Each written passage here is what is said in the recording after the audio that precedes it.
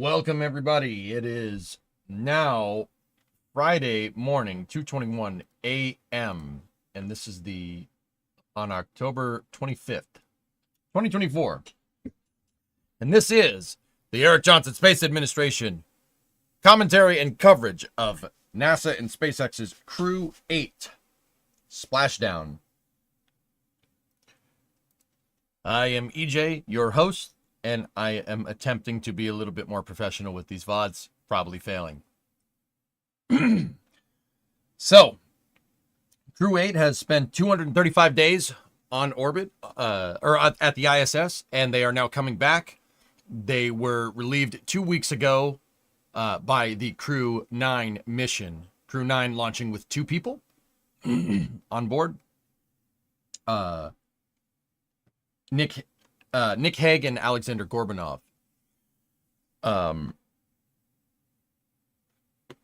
Crew-9 is currently on orbit with the Dragon, and we will go through entry, descent, and landing and splashdown coverage from there.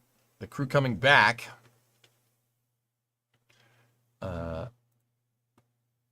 is hang on.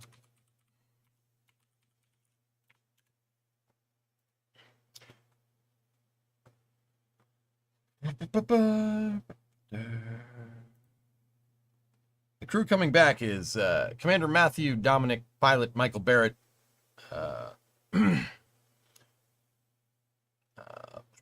Mission Specialist 1 Jeanette Epps, and Mission Specialist 2 Alexander Grabenkin, who's a Roscosmos cosmonaut. They undocked from Dragon on Wednesday, and have been free-floating, basically waiting for the right time to be lined up with her landing site near Pensacola, Florida. They're landing in the Gulf tonight. But I'll stop talking, and let's jump into the SpaceX coverage here. Put both vehicles through thousands. Because, Frankie, you probably don't want to look at me. You probably want to look at Kate, section which known is as fair. The trunk, which we spoke a little bit about earlier. At the top of the pressurized section of the spacecraft is the nose cone, and that protects the docking system and also the guidance navigation control system, or GNC system.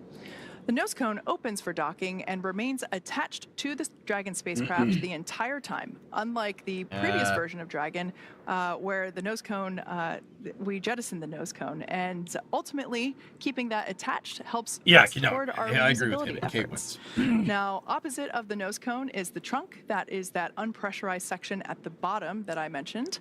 It provides attachment points for Falcon 9, the Dragon spacecraft, and for cargo. One half of the trunk is actually covered in solar panels that provide power to Dragon during flight and while it's on station. That is the black side of the trunk. The other half, which is painted white, contains a radiator that rejects heat from the active thermal control system to space using our new Pika tiling technology. Yeah, baby. The trunk now also has new aerodynamic fins, which provide stability in the event of an emergency abort. Now, I mentioned abort. In the event of an event such as that, Dragon is outfitted with 8 Super Draco thrusters, and those would power the astronauts to safety. Dragon's Super Draco launch escape system is a key safety feature of Dragon and gives the crew the ability to quickly separate from Falcon 9 and safely escape from the time of the launch all the way to orbit. This is a feature that no other spacecraft in history has possessed. Dragon is also equipped with 16 Draco thrusters, and those are used to orient the spacecraft during the mission, including apogee and perigee maneuvers, orbit adjustment, and attitude control. If you tuned in to some of our docking or undocking webcasts, you might have actually seen some of those Draco thrusters firing live in action. Now, each Draco thruster is capable of generating 90 pounds of force in the vacuum of space. There's our crew. I want to crew. point out here we have our first views inside the Dragon capsule with our Crew-8 members. It seems as though everyone is sitting very comfortably inside their seats as they await their return back to Earth. Now, the seats that they are sitting in there, the spacecraft is designed to accommodate up to 7 crew members, like I mentioned just a couple minutes ago. Obviously, you can see today we're only flying 4. The modular seats, these are modular seats, and they can be removed and Look at replaced that. by additional You cargo, can which see is Matt what we and do Mike. when we fly 4 Damn, that's cool. And you can even The see seats themselves are made of carbon Alex fiber over there. and will be custom sized for any crew members flying on board. Jeanette is in meaning, the seat that the way. bucket Did that- basically their bodies Okay. rest in, as well as the footrests and the armrests, all have the ability to, we have the ability to customize the length of each of those pieces so that everyone remains comfortable and Okay, check this out here. So this is your MFD on Dragon. You got your checklist here for entry, descent, and landing. That's the elapsed time. This is the T- until entry, descent, and landing operations start to begin. It looks like 1 hour, 2 minutes. That's time to landing, I think. The other information there was the orbital parameters that Dragon is currently in. But what I was saying, guys, is you're getting an interior shot on a spaceship traveling 17,500 miles an hour, or about 7,600 meters a second, 27,000 kilometers an hour, just being streamed to you right now. Actually being streamed to me and then streamed to you. Look, you can see Alex over there. You could see him blinking. Like, it's not any, I mean, like, once again, if you've been following dragons, it's not anything new. But it still blows my mind that you can actually, like during the shuttle, you couldn't see people talking like that. Especially during operations like this. Like, you know, they would do, like, promos from inside the spacecraft. But if you watch, like, footage of the in-cam shuttle stuff, like, you don't really see people's faces too much, right? Like, you know, it's kind of abstract. But look, you can see Matt. Matt's just chilling right there. And Matt and Mike, the commander and the pilot, you can just see him stretching out. Whatever. It's no big deal. Yep. All right, this is cool. That's wild to me, man. Like, you could just see they're going through the mission and stuff, but... Station. So to prepare for some of the upcoming events, Dragon is currently doing a couple of things autonomously. Yeah, I know, Geek. One wonders, is there a graphics card somewhere in the Dragon capsule? Discussing that white portion on the trunk. This system is There probably is a GPU in here to render this stuff. Yeah, sure. It's probably not like a... It's not like they don't have art, like, it's like, oh, they just took an off-the-shelf graphics card, guys. It's probably some type of custom chipset, if I had to guess. Check this out. So, like I said, 7,600 meters a second, 7.64 meters a second, or kilometers a second right there. You have your current altitude. There was apogee, perigee, inclination, and I didn't see what the last one is. I always forget what it is. But you can see the 3 astronauts, 1 cosmonaut there. And you can see the cargo that they're bringing back down. They cut a couple of ISS racks down there and a couple of extra things, a couple of extra bags. A little memorable to me. That was my second that I got to see in person. Oh, it was just beautiful. It was a It might be, pre-Twilight drummer. launch. Yeah. Gorgeous. Orbit sequence start in 2 minutes. 2 minutes to the start of entry, descent, and landing. Dragon copies. And with that call down from the core here in Hawthorne up to Matt Dominic, the commander of Endeavour, letting us know that we are nearing the deorbit sequence start. Things are continuing to move along smoothly. So the person you're hearing communicate inside of the capsule is Matt. Matt is sitting in that seat over here. He's the commander of the mission. Commander sits left seat. Pilot sits right seat. Mission specialists, the mission specialists sit left and right. That's Matt right there. That's Matthew Dominic. He's a Navy pilot. He flew missions in Iraq and a lot of missions supporting the global war on terror. He's a very experienced Navy pilot. He's just piloting. He's just flying this spacecraft right now. Now, I said that he's piloting. I mean, he's kind of commanding the autonomous sequences. He could take manual control if he needs to, but you're not gonna do that. In the capsule. So he's the commander of the mission. He's the one that's kind of controlling at least initiating automated sequences on the capsule. You have a pilot. You have the pilot, Michael Barrett, over here. Michael Barrett's kind of basically the co-pilot, right? The way to say this would be like Matt is the pilot, Mike is the co-pilot, right? But nobody wants to be called a co-pilot on a spacecraft, so it's commander and pilot in spacecraft naming nomenclature for NASA.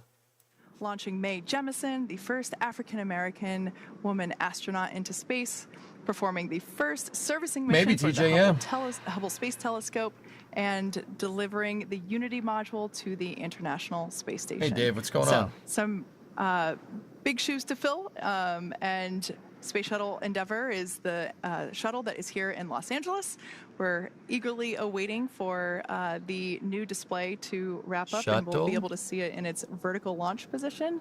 But yeah, that's Astro, what your the- longtime what tank this watcher, Dragon capsule's recently named found after. you've been loving Yes, the absolutely. content. I'm very much so looking forward to Hey, that. man. Thanks, man. I appreciate you watching, Astro, over in the YouTube chat. Thank you very much. It means a lot to me.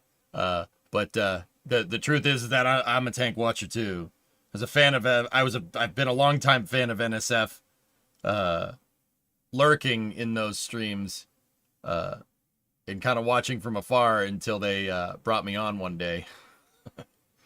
That was pretty neat. That phone call was a pretty good phone call, you know, let me put it that way. But yeah, thanks, man. I've been tank watching since Starhopper, dude. Right there with you guys.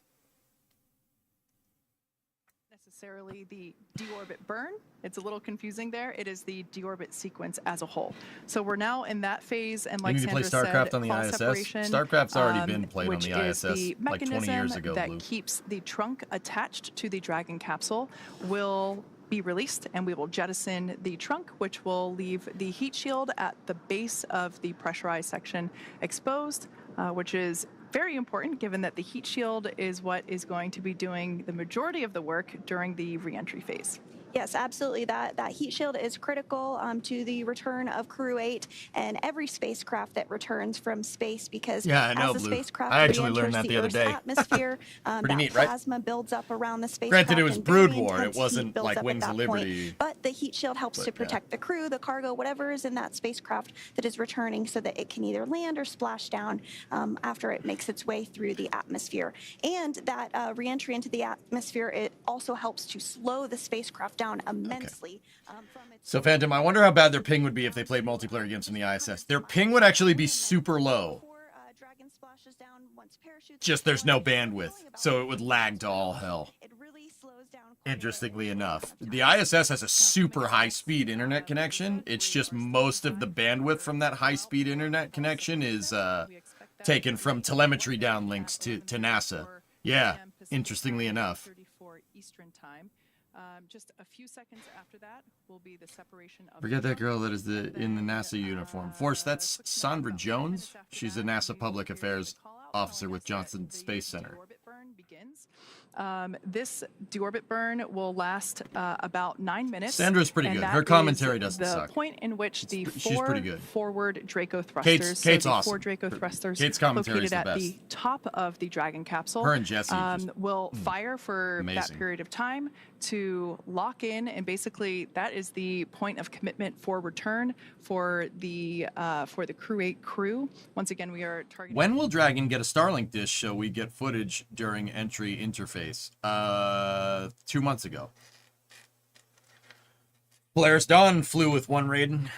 It wasn't during EDL though, it was for the EVA footage. They wired a Starlink antenna into the trunk of the Polaris Dawn Dragon. Not a lot of people know that, which is pretty cool.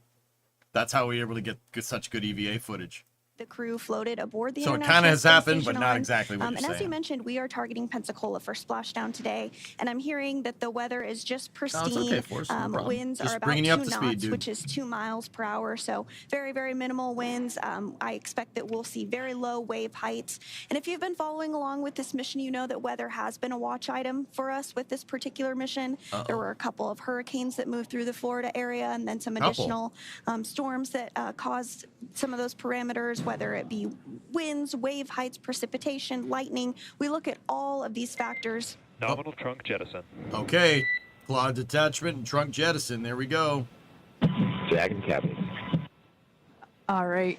Great news there. So not only copy from did Matthew we Dominic. perform the claw separation, but we also jettisoned the trunk. And that But call Jalen- was from Spacex Core, which is located there in Nice. SpaceX Mission Control Hawthorne, which is the view there.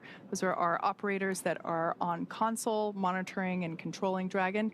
And yeah, so that is a good call out. So next up will be the deorbit It'll burn. be just fine. Like I said So before, if they this put an will antenna last on the ISS. 9 minutes long, and everything so far is looking good for Splashdown of CREW-8. Yep, and with that trunk separation being confirmed, that means that telemetry is now looking good. The nitrox system is primed for cabin and suit cooling, and the heat shield is exposed and ready for atmospheric reentry. Again, that's very important. The trunk served its purpose by gathering energy from the sun through its solar cells and converting that to battery power. And since we will be separating the trunk, we can't generate any more new power, but we don't need to since we're coming home, and Dragon does have enough battery power already stored up ahead of that deorbit burn. Next up, the final steps that Dragon will perform prior to reentry, the slew or maneuver to deorbit burn, and the attitude and the deorbit burn itself. This is the last time that the forward Dracos, which are, like I said before, those 4 thrusters that are located on top of the spacecraft, it is the last time that those will ignite. The deorbit burn will place Dragon on a precise trajectory to return to the splashdown site off the coast of Pensacola, Florida, and will last about 9 minutes once it begins. We anticipate that to initiate at 11:39 p.m. Pacific time, 2:39 a.m. Eastern time. So we're standing by About right 1 now. minute. Everything continues to look good. We will, of course, bring you views inside Dragon capsule once we get them again, but sometimes due to ground station coverage, we are unable to do so. So unfortunately, you're stuck with Sandra and I. And I am hearing that Dragon is in that deorbit burn attitude. So just another milestone as we plug ahead this evening. And it's very important that that angle is correct for the deorbit burn, because if you go too high or too low in the atmosphere, you're not going to come in at that right trajectory and have the heat shield be able to do its job. And then, of course, you wouldn't be splashing down in the targeted zone. So Dragon is in that deorbit burn attitude, and we will stand by for the deorbit burn to begin in just about a minute from now. Once again, that deorbit burn is what locks the capsule into its landing site. Of course, like Sandra mentioned earlier, we have been watching weather for quite some time. We were, everyone's excited to bring CREW-8 home, but only going to do that if the weather allows and is safe for both the crew on board as well as the recovery teams. And so it has been a little bit of a waiting game, but everything is looking good weather-wise. What's my favorite Falcon 9 O-Force? Orbcom 2. First Falcon 9 landing. I was there. I saw it land. Saw the first Falcon 9 land. It was amazing, actually. Draco thrusters, again, those are the ones located at the top of the capsule. And once that is complete, we will be able to close the nose cone. It's important to do this before the Dragon capsule begins to experience aerodynamic heating as it re-enters the Earth's atmosphere. It's important to get that nose cone closed so that we are able to protect the forward hatch and all of those components. Yes, remember on December 22nd, 2015. I was there. There's a period of high heating, and so we really want to make sure that that nose cone gets closed in time. That was nuts, and dude. It usually takes about who knew what floodgates, what all kinds of floodgates that would open, dude. While we are under lead into an stuff hour like from this. Splashdown, once again, we're targeting at 12:29 a.m. Pacific time. Crazy. I wish I could have been there for that. Eastern time splashdown. There will be other so times. Under an hour, and things are going to move fairly rapidly, even though you might hear us say things like, this is going to last 9 minutes, this will last 8 minutes. It certainly goes fast. Yep, no, absolutely. there is and so not. We are standing by for confirmation that that deorbit burn has no way begun, for Dragon to just fuel get up that at the ISS. There's no need for that. Burn is underway. That burn is slated to last Less I know, than Space 9 Brew, it's minutes, pretty crazy. 8 minutes and 20 seconds, so just under 9 minutes there. So as a little quick recap, within the last 10 minutes, Dragon has jettisoned its trunk and initiated the deorbit burn just seconds ago. For these operations, NASA and SpaceX closely coordinated with the United States Coast Guard to establish a safety zone to ensure public safety and for the safety of those involved in the recovery operations. Yeah, Mason, if as I was well going to as cover the crew stuff on board the returning spacecraft. site, it'd be with Multiple NSF notices because are you get the good issued to the connection, and then mariners we in would advance restream and it during here. recovery operations, and Coast Guard patrol boats are deployed to discourage boaters from entering the splashdown zones. Yeah. We do want It's to probably a good stress to the idea. public the need to respect this safety zone. Recovering a spacecraft from the water is a hazardous operation, and any other boats interfering increases risk to astronauts in Dragon, the teams working to recover them from the water, and the safety of those if they come too close. So for the safety of the crew and your safety, we recommend you sit back and watch as we'll be bringing you the very best possible views of our astronauts' homecoming. As I mentioned earlier, this deorbit burn is the last time that those 4 forward Draco thrusters will fire. Dragon Endeavour has not yet entered the Earth's atmosphere. This deorbit. What are they doing in the background of the control center? The mission control is on the factory floor for the factory where they make Falcon 9s, Paul. Yeah, what you're seeing in the background there is the assembly lines for Falcon 9, dude. Yeah, interestingly enough. I've walked in that building before. I had the privilege of doing that in 2016. I haven't been there in a long time, but yeah. Like dead center behind mission control, right there. That's where they make fairings. That's the mez. That's where you eat lunch. Over here is engine octaweb integration. So Merlins are made back there, and then they put them all together in a Falcon 9 thrust structure right there. You can see a dude working on one right now. Kate and Sandra are up on the mezzanine up here, and the camera's looking down that aisle. That's this aisle right here. You can actually see an interstage back there between them. See it? See the big dark thing? Interstage. That's the top of a Falcon 9. And then see that tall gray thing right there? The tall gray thing behind him is what's called a Falcon 9 barrel segment. The barrel segment is basically 4 sheets of aluminum, milled aluminum, aluminum lithium, right? And you take the 4 sheets, right? Each one of them is like a quarter of the way. Put them together in a barrel jig, and they stir weld them together. And you stir weld that, and that makes the jig, or that makes the barrel. Falcon 9, it's very interesting here because Falcon 9's second stage is 1 barrel segment. Falcon 9's first stage is 4 barrel segments. If you look. Now there's Matt. Hold on. Like we mentioned before, this Oh, they're is not on the comms. longest Oh, check it out. human See? spaceflight mission in a Dragon Yeah, capsule. the SpaceX makes 1 barrel segment for the first and second stage. This first stage is 4 barrel segments. Second stage is 1. It's just where the bulkheads are on those systems. Yeah, true story. It's like they made it like Kerbal. That keeps the cost down because your first and second stage use the exact same tooling, and you just have to make 1 or 2 different bulkheads and thrust structures there. So what you're seeing on the screens here, it's not a disco going on there. The screens are showing the pulse width modulation of the the regular Draco thrusters on Dragon. They're kind of flashing them back and forth.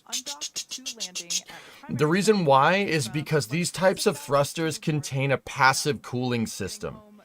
The cooling system is the nozzle being made out of a special metal alloy using, I think, niobium, if I'm remembering right, that relies on thermal radiation. Basically, the nozzles glow.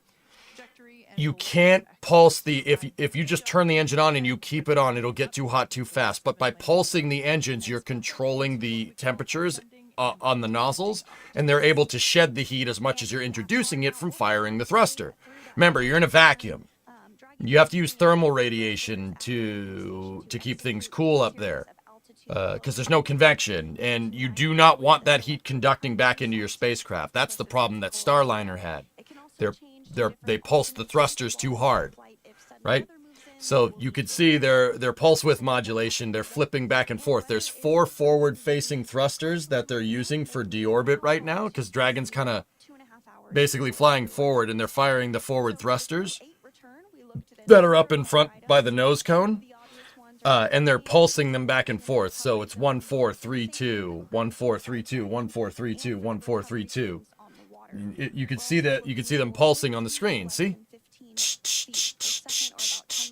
They're going back and forth, back and forth, back and forth. They're doing that to make sure that the thrusters don't overheat. Includes landing a helicopter on the recovery ship to fly Matt, Mike, Jeanette, and Alexander back. So this is their entry, descent, and landing screen. They're over here. They're coming up over here right now. You're looking at the Gulf of Mexico upside down. There's Florida. That's Cuba right there. That's the Yucatan Peninsula. Texas is right here.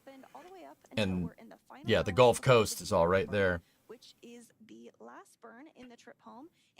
Is there any Russians on board? Over there, flying far right seat relative to the front of the spacecraft. That's Alexander Grabenkin. Yeah. We expect this to complete. Doing some old lug nut patterns for a four lug hub level 1. Yes, absolutely. Finishes. Once again, our live views inside the Dragon Endeavour capsule with the CREW-8. So you can see, because the thrusters are still firing, that they're still doing their deorbit burn. But if you look right there, they're bleeding off velocity. They were at 7.64 kilometers a second, and now they're at 7.54. This pulsing delta V burn is probably only about 60 meters a second at best. I couldn't really read the numbers before. I know it's 7.54 kilometers a second right now, but you can see that number will go down to 3 here in a second. And we were getting a good view of Matt. Oh, there we are, right on time. A good view of Matt Dominic. He is the Hey, Leo, what's up, dude? Endeavour. This is his first space flight, and I have just so enjoyed seeing the photography that he has been able to capture. Incredible.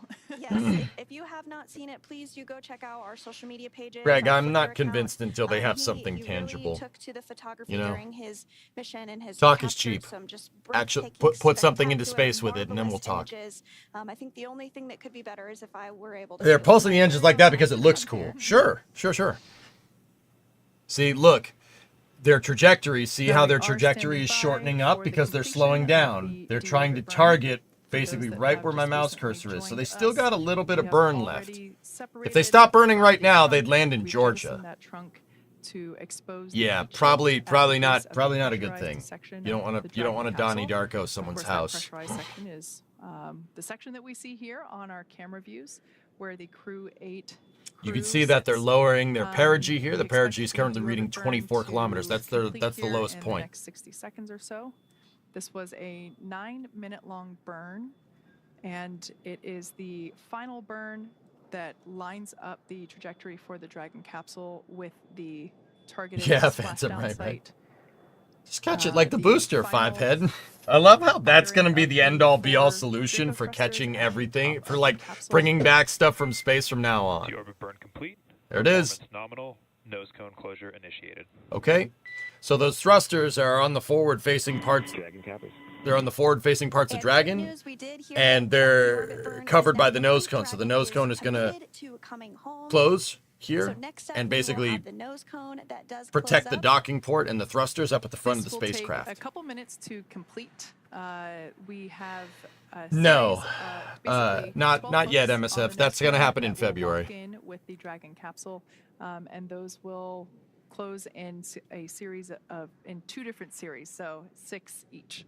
Completely unrelated, but you know how the Mars EDL Sky Crane was tested? Nose cones. The same. Don't know. Nate, not off the top of my head.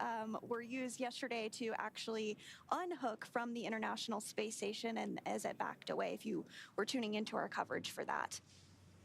So in the background, Dragon is currently inhibiting those forward bulkhead Draco thrusters that we just used to complete the deorbit burn, ensuring it's safe to... Paul, you just looked at Hawthorne on Google Earth, and there's a Falcon 9 first stage on display. Remember how I was talking a little bit earlier about what my favorite mission is? That's the Falcon 9 that flew it. I watched that Falcon 9 land in 2015. I watched it land. It was nuts. Still crazy to me. But now we see that happen almost every day, which is just like, All right. And the crew will continue to use their screens to monitor. That's booster the walking of the 1019, nose cone, the which 19th is Falcon done by 9 that first set of stage ever hooks, made. 12 in all. Well, the capsule survived did hear that entry that if the nose cone cone, failed to close and latch. They can close dump it, is Nader, underway. if it We doesn't expect latch. it to You can be closed jettison in it. about a minute or so. And again, this nose cone has remained open since the crew launched all the way back in March. This was nearly an 8-month mission that the crew spent aboard the International Space Station, conducting science, performing research. Is there an ETA on Splashdown? investigations on not only themselves, About, but on about a 30 variety of minutes, topics, from Irish? physics to flame studies. Show them But that it photo is you and interesting Das that the under crew Falcon themselves 9. actually is a part Dude, of I don't the even know if science I can. experiment. The International Space Station has been continuously occupied for over 20 years, and we continue to learn more and more about how the body adapts to microgravity. That's a shot And it looks looking like we forward are on starting Dragon to with the see nose a cone view there closing. of the nose cone as it does begin to close up. You can see that on your screen. Expecting that nose cone to be fully closed in just moments from now.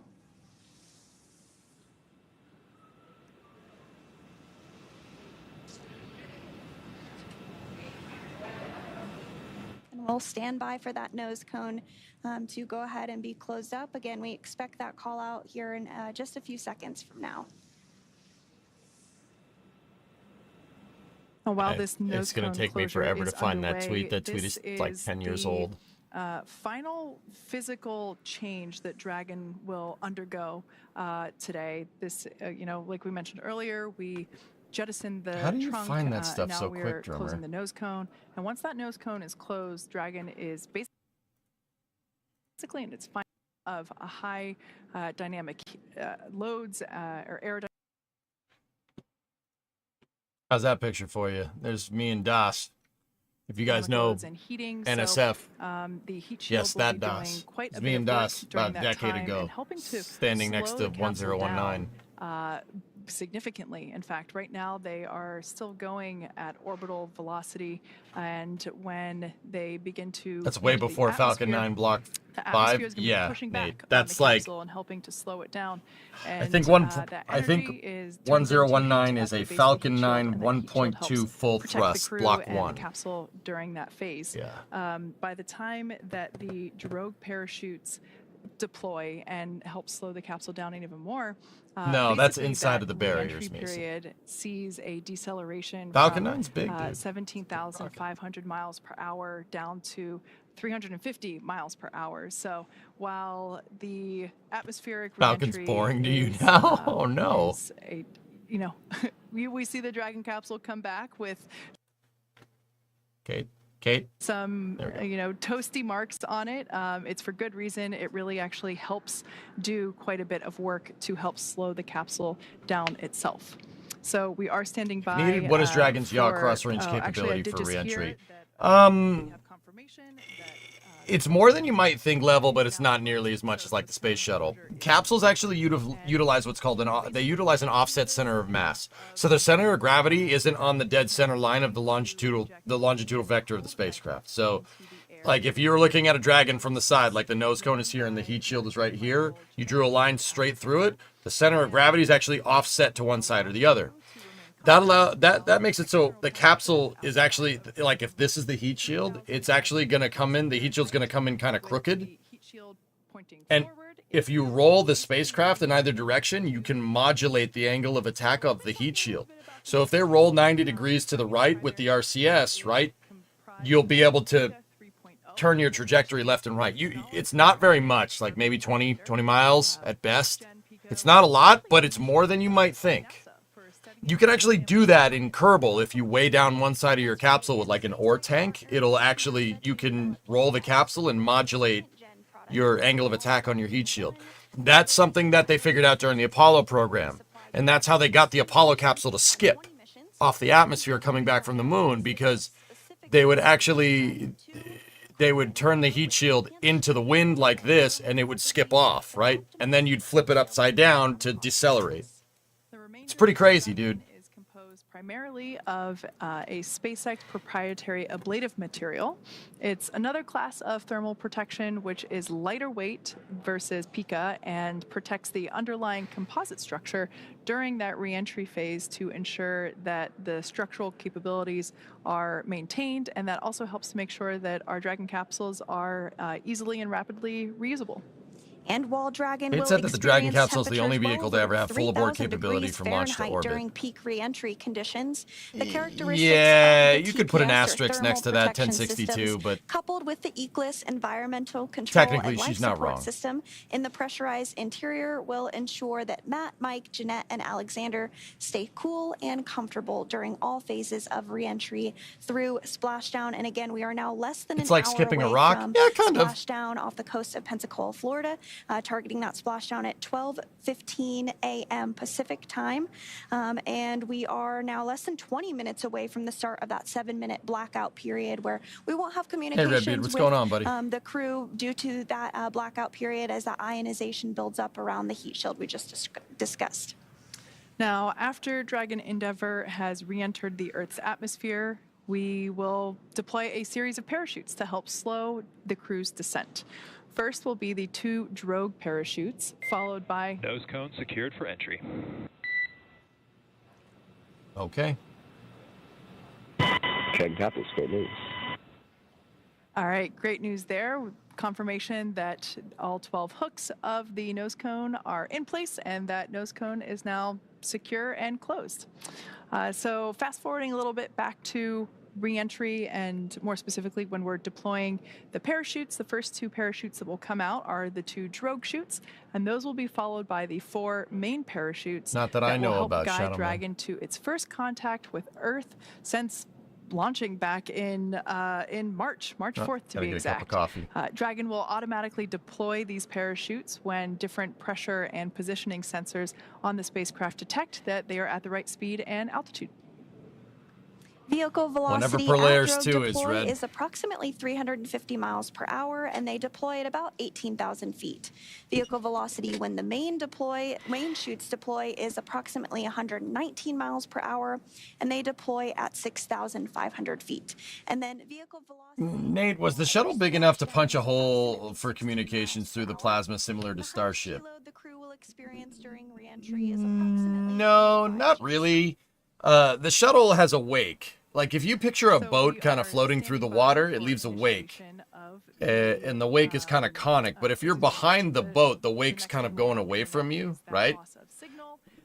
Plasma leaves a wake kind of like that, but it's in 3 dimensions. But when the shuttle was coming in, right, the wake from the plasma goes up this way, and then it obviously shoots down off the body flap. But the antennas for the shuttle are actually on the top, the short band antennas. They're on the top of the flight deck by the 2 windows on the top of the shuttle. So when the shuttle was coming in, the antennas are up here.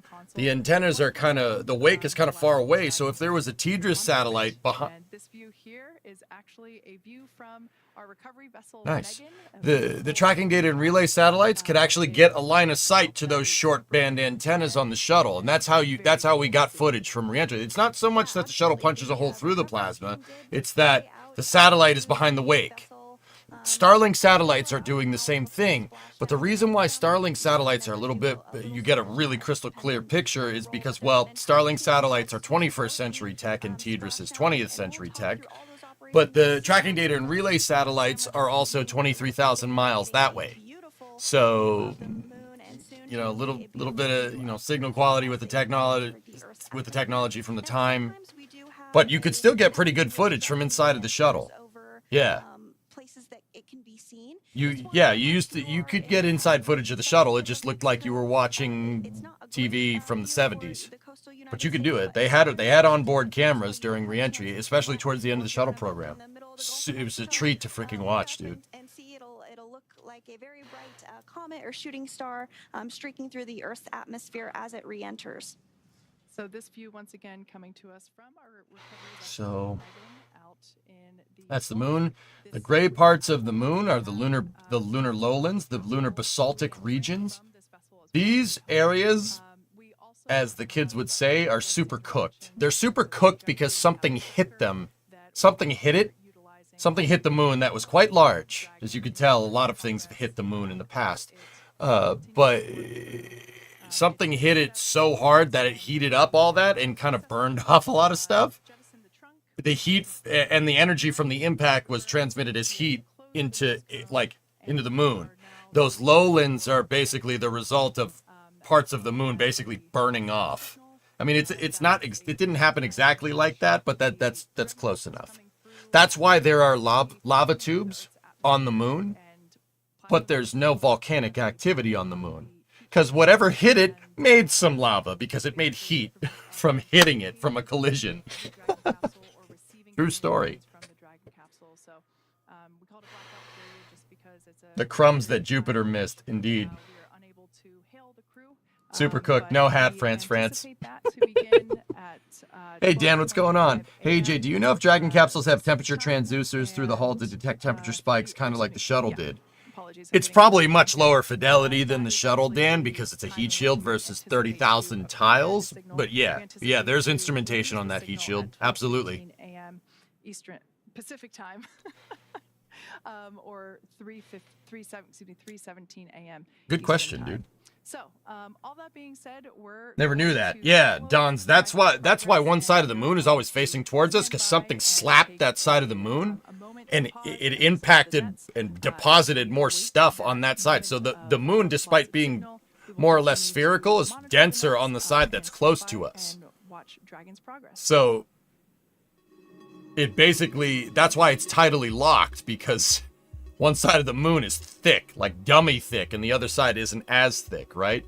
Don't get me wrong, it's not like crazy big, but it's enough to make it so the moon is always, one side of the moon's always facing towards Earth, because the center of Earth's gravity is trying to pull the moon's center of gravity, which is offset from its geometric axis. Yeah. Fun fact. If there's any Kerbal players out there, going to the moon, you just put something in orbit and you can stay there. In real life, there's decaying orbits on the moon because of this gravitational perturbation, because non-uniform gravitational pull. Yeah, oh yeah, you can have decaying orbits on the moon. The moon will pull you in, because one side's dummy thick and the other side isn't. Sun said dummy thick, that's right, boy. Got your attention, didn't I? I got your attention, didn't I?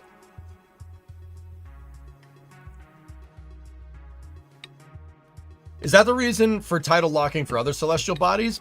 Not necessarily, Daytown. Not necessarily, but it could be.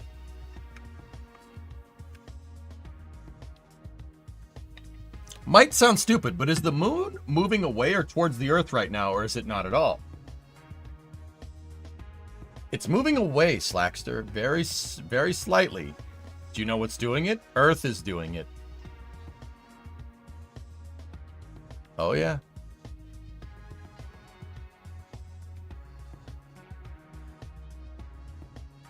Weaker core? No. The precession.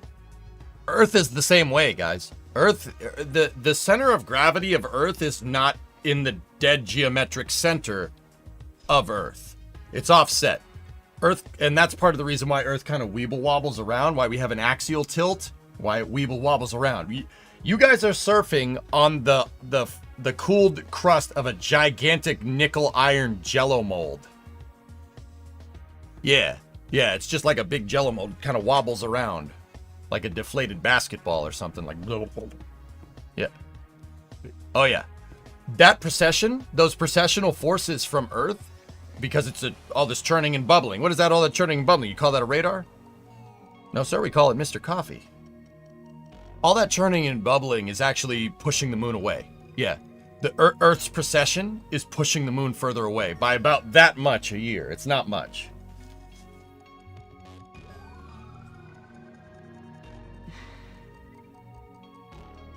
You guys are surfing with the alien.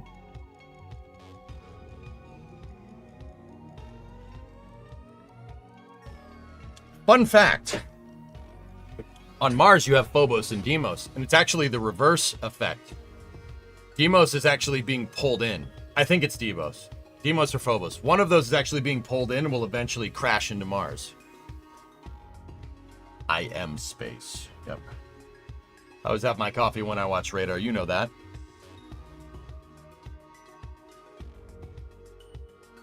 Yeah, it's pretty sweet, Dan. That'd be a pretty good view. Phobos is being pulled in. Thanks, Mats. Yeah.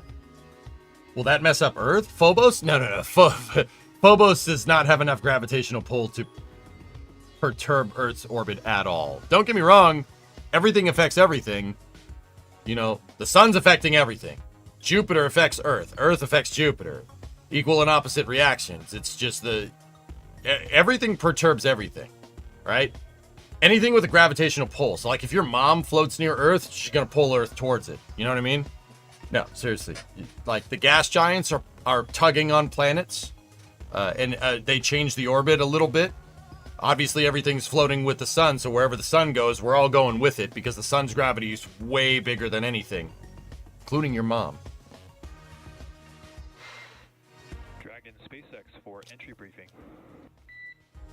Discovery, go at throttle up. Dragon's ready. All right, Endeavour.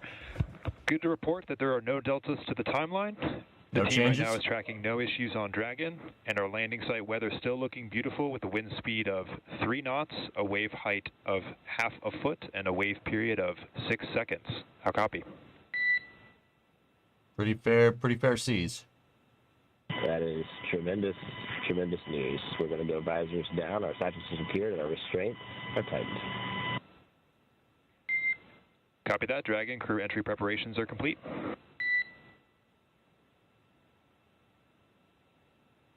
Yes, that's right, Slackster, yes. Dragon copies. Okay. So we got fair seas All right, for, so great news for entry. there as we heard SpaceX Core call up to the CREW-8 team, letting them know that there are no changes to the anticipated timeline. So still tracking a 12:29 a.m. Pacific, 3:29 a.m. Eastern Time splashdown 22 off the minutes. coast of Pensacola, Florida. We also heard great news about the weather. It's pretty calm. While we haven't seen the view of the water surface yet, I have a feeling it's going to be rather glass-like based on the description of 24/7, 365 0.6 hours, wave 3 height, shifts since and 2002. 3 knots of wind speed. So all in all, really good news, and it's still looking great. Like I mentioned, 12:29 a.m. Pacific time. So 22 minutes from now, we'll have the CREW-8 crew back on Earth. Yes, and that comes after a mission duration of 235 days in space. The crew traveled 99 million statute miles during that time period. They saw Statute the miles, arrival yeah, of baby. 8 visiting vehicles and Right. the departure of 8 visiting spacecraft. Some of those were crewed spacecraft with other crew members on board. Some of those were cargo resupply missions. So it has certainly been a very Yeah, busy TJ, you increment missed what I'm for talking them. about. The There was also implication one there is that spacewalk took place with NASA astronaut. the implication behind the moon having volcanic activity, despite being the moon, is that it appears to have evidence of plate tectonics, but it doesn't. That was what I was trying to get at. 5 hours and 37 minutes in all. That's really impressive. Any missions so upcoming once you're again, forward for to? those You that looking have forward just to? recently Nate, the joined next us, Starship the mission. CREW-8 I want more. capsule I'm Dragon hooked. Endeavour I want more, is, please, making its way please. back to Earth. We are anticipating a splashdown Would of Phobos hitting Mars 12:29 mess with a.m. Mars Pacific, orbit? Yes. 3:29 a.m. Eastern Time off the coast of Pensacola, Florida. The next event that we have coming up will be the anticipated Mats, loss of signal. This is a brief about more. a few minute long period in which we are unable to communicate with the capsule or the crew. This happens every time we Me too, bring a Rev. Dragon capsule back to Earth. We anticipate the loss of signal to begin at 12:15 a.m. So just 6 minutes from now. And More or less, that Dan, is yep. a result of the plasma that's building up on the exterior of the capsule. It's a moment in which it gets really Yeah, HD. hot on the More! outside. The external temperatures can reach up to 3,500 degrees Fahrenheit. But thanks to the thermal protection systems around the exterior of the Dragon capsule, as well as the cool air that's being flowed through the suits that the CREW-8 astronauts and cosmonaut are wearing. They stay relatively comfortable and cool during the entry phase, so nothing to worry about there. But we do anticipate the acquisition of signal to come back at 12:22 a.m. for a total of a roughly 7-minute period of blackout. That's not exact. Sometimes we're able to get comms back a little bit earlier, so you'll actually hear SpaceX Core, the crew operations and resource engineer. That is the voice that we've been hearing throughout the events today, speaking to Commander Matt Dominic. You'll actually hear the SpaceX Core begin to hail the crew a little bit earlier, just to see if we get those comms back. Karina over in the YouTube chat. Absolutely. And so the crew is suited up during this portion of the... Karina over in the YouTube chat. Dusk launch and catch with Starship landing in daylight this time. Once they're removed from Endeavour as well. Yep. Yep. I want it. I want it. I want to see what one of these things look like coming back from re-entry. I must. I have to see it. I need to see. I need more. Give me more Starship. Elon. 5 minutes until anticipated LOS. We'll see you on the other side at 0723 Zulu. Okay. Ollie? Oi, Mike? Discovery, go at throttle up. Good copy from the crew. Good readback. And a good readback. And those words Gamer, from the core 25 here months, in thank you. Hawthorne up to the CREW-8, particularly to Matt Dominic, who is the commander of Endeavour. It's just a SpaceX letting thing, them know Samba, that but they'll Core see and them on the other Capcom side of that are blackout interchangeable. That period, means the same expected thing. to end at Core is just SpaceX's 12:23 name for it. a.m. Pacific time this morning. So again, the spacesuit About 4 does minutes, help Space to Brew. protect the crew if Till you get a loss needed. of signal. They're in It is they're in flame entry right now. resistant as well. And the outer layer also helps to protect the crew in any event of a fire. It's also custom tailored and is a single piece suit. This means that the helmet, gloves, and boots all remain attached. The helmet is made from 3D printed nylon and has a visor that pivots open. The quick disconnect, or QD, on the right thigh mates to an umbilical on the seat and provides air for ventilation, oxygen, nitrox for pressurization, and allows for the electronics to be connected all from a single location on the suit. A tubing network inside the suit delivers air to the neck and limbs to keep the crew cool while wearing the spacesuit. And the suit's communication system consists of helmet-mounted microphones and in-ear speakers, which the crew has been using to communicate with the ground. It takes less than 15 minutes to put on the spacesuit, and this is what we call an intravehicular activity, or IVA suit, designed for use inside Dragon. When the astronauts move onto the International Space Station, the suits do stay on board Dragon.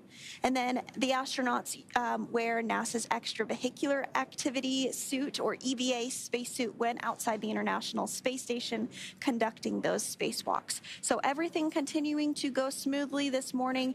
We are awaiting the next major milestone, which is the blackout period, when the crew does begin to re-enter the Earth's atmosphere, and we'll start to feel some of that pull of gravity for the first time in nearly 8 months since their launch back in March.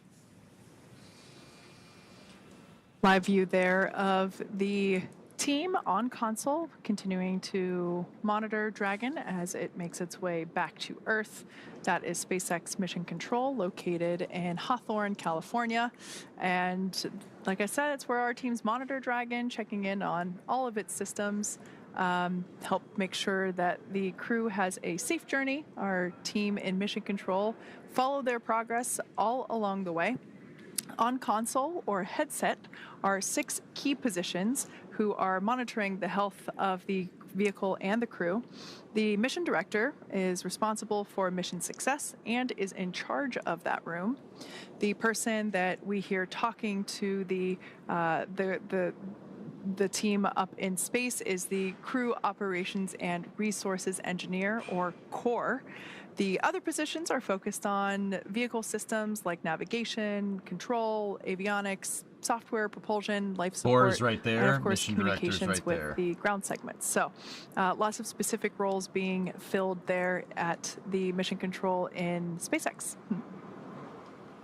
Yes, absolutely. And I am hearing that Dragon has slewed to the final entry attitude and is beginning that entry interface period. So we'll stand by as this blackout period begins, and then of course, we'll catch the crew with those comms on the other side of it. So in addition to Mission Control Hawthorne, there is Mission Control Houston, a very familiar place for me, which is staffed 24 hours a day, 7 days a week. There you do see a shot of Mission Control Houston on your screen. Team members here are trained in a variety of disciplines and Zeb monitor Scoville's all on of the console. space station systems. Cool. And just like Mission I think Control at that's him. SpaceX, we have someone dedicated to talk to the crew members, to streamline It looks like Zeb. communications.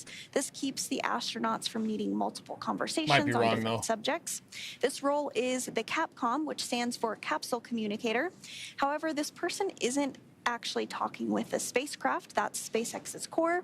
The CAPCOM is speaking with the astronauts already living aboard the International Space Station.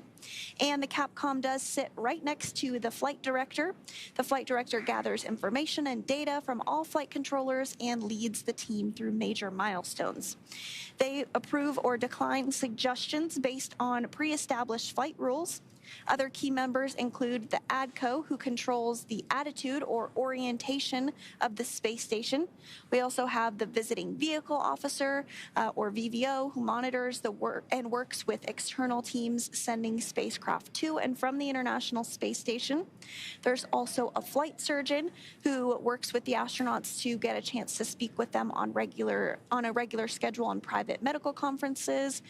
We also have Robo, who works with the Canadarm2 to maneuver it to complete work Canada outside mentioned. of the space station. When astronauts are on a spacewalk, the Canadarm2 is maneuvered by an astronaut within the International Space Station.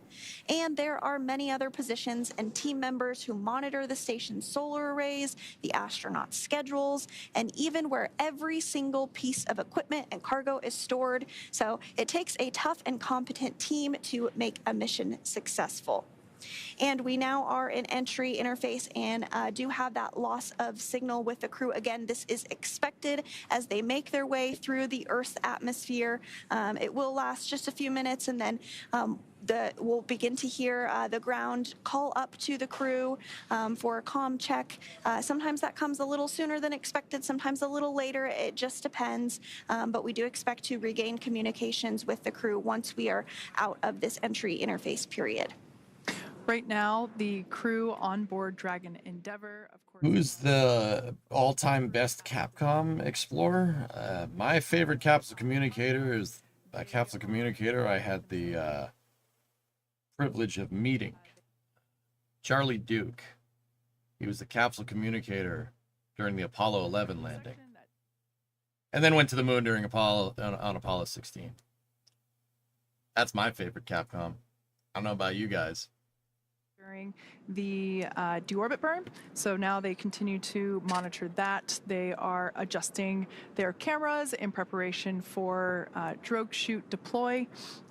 They are also continuing to monitor velocity Roger, and tranquility. We copy it on basically the keep ground. tabs on how things are bunch of guys turning progressing. blue down here. We're Like we breathing mentioned, again. the Thanks a lot. period of loss of communication, which is what we Makes are me now happy in. just We thinking about it. anticipate that to end, also known as AOS, or acquisition of signal. We expect that to occur at 12:23 a.m. Pacific time, 3:23 a.m. Eastern time. We might hear SpaceX Core begin to hail the crew a little bit before that. We also might hear That's I'd do it. our commander, Absolutely. Matt Dominic, also Matty D. say hey before we even begin hailing them. So this period of blackout varies from mission to mission. It's not super precise, so we will attempt to regain those communications at the earliest reasonable opportunity, but this is totally expected. This is what happens every time we bring a Dragon capsule back through to Earth. The temperatures can reach upward of 3,500 degrees Fahrenheit. This is why we see 1600 once C. the Dragon splashes down, we see that the exterior, which was a nice pristine white at liftoff, and while it was on orbit, becomes... What causes the variations in blackout? The entry trajectory, Nate, ground station coverage. The structure of the capsule as well as the astronauts inside. So, for those that have Solar winds can joined us, disrupt we the are signal on top of the expected plasma. blackout It's just a lot of period. stuff We going on. anticipate this to end at 12:23 a.m. Pacific. The team there on your screen located at SpaceX Mission Control here in Hawthorne, California, as well There you as go, the Nate. team in Houston at Johnson Space Center continue to monitor. I'm good. You Like good? I said before, Good. the CREW-8 team is also monitoring using their systems as well. Prior to this dynamic event, they had already closed their visors. They had already stored the tablets and any other loose items, including the zero-G indicator, of course. So they are well prepared, and like we mentioned, they will remain in their suits until after they splash down and after the recovery team retrieves them from the water and helps them egress from the capsule. Once again, we are anticipating a splashdown off the coast of Florida near HLS Pensacola, Slackster? so 2. in the on the Gulf side of Yeah, I know. Florida. Our recovery vessel Megan is standing by, waiting for the CREW-8 cohort to return. The recovery team. Yo, let's go! Dragon Endeavour making its streaking appearance across the sky. This view comes to us from the recovery vessel. Yeah, baby. Megan, as I mentioned earlier. And Come on we home actually now. do have a very special guest, Shaniqua Vereen, a public affairs officer at the Johnson Space Center. This is She's from the on boat WB-57 right now. flying at Shaniqua, 19,000 can you hear feet. us okay? And let us know what you are seeing right now as we watch CREW-8 streak through the atmosphere, about to splash On Wednesday, down. Let Matt. us know what you're seeing. Yes, Sandra. Hi. I hope you guys can hear me loud and clear. I am on the recovery vessel Megan, as you stated. We are getting our first views here on the ship as well. I'm with Dude. NASA photographer who is seeing the navigation lights as well as the streaking across the sky. It's a pretty exciting time right now on the recovery vessel. All personnel that's not on the FAST are up at the front of the hull of the ship, just watching it as it comes in. Again, the Megan is stationed about 3 miles, about 1.5 nautical miles away from the splashdown zone, and we're looking to have the crew splash down Come on, in baby. just about, 6 minutes, 5-6 minutes, and so we're catching all the views until the Oh, yeah, you parachutes could see deploy this and talkative. they Yeah, splash down in oh, the yeah. ocean. That It is looks so like a excellent, shooting Shaniqua. star. I am jealous it's not of the that view. far I mean, off. it's beautiful on our It's not the screen, but I same. can't even imagine what it looks like in person. So soak that in. So, if you guys have ever seen a shooting star, it's a micro. That's what it looks like. That right there. That's what it looks like. This is visible light. The other shots were infrared. The commander of Crew Dragon Endeavour as they Oh, come out of this that's blackout so period. cool. But again, we're continuing to get great views of CREW-8 as they are re-entering So the Earth's that's atmosphere. the bow shock Again, up there. standing by to regain those communications, expecting that And in then about a minute or so. Plasma is starting to dissipate, indicating a huge loss of speed. Dragon, SpaceX, comm check. Come on, Maddie. Wow there, how are Yeah. We have you the same. All right. Through the plasma blackout. Great news there. Big Communication step. Blackout period over. We heard the voice of Commander Matthew Dominic. Now coming up at 12:25 a.m. Eastern, or excuse me, Pacific, 3:25 a.m. Eastern, we will deploy the drogue parachutes.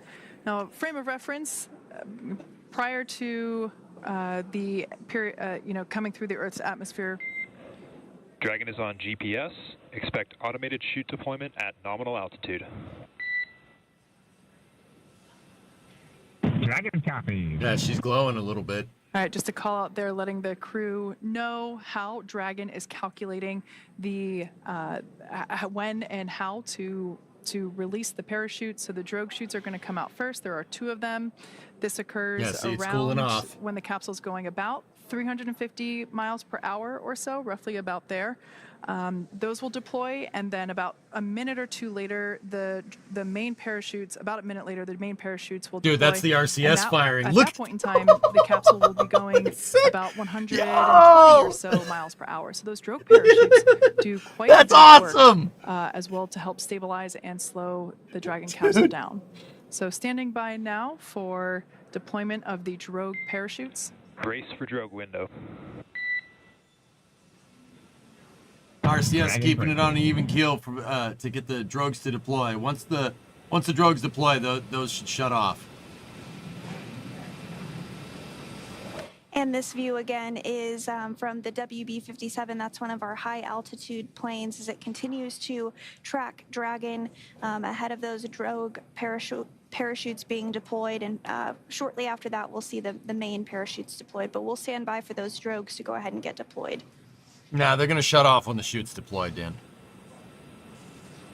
We are hearing that Dragon has good pitch and yaw stability, so everything continuing to go really smoothly, targeting that splashdown at 12:29 a.m.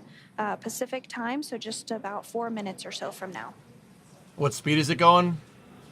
200-300 miles an hour, somewhere around there. Once again, this.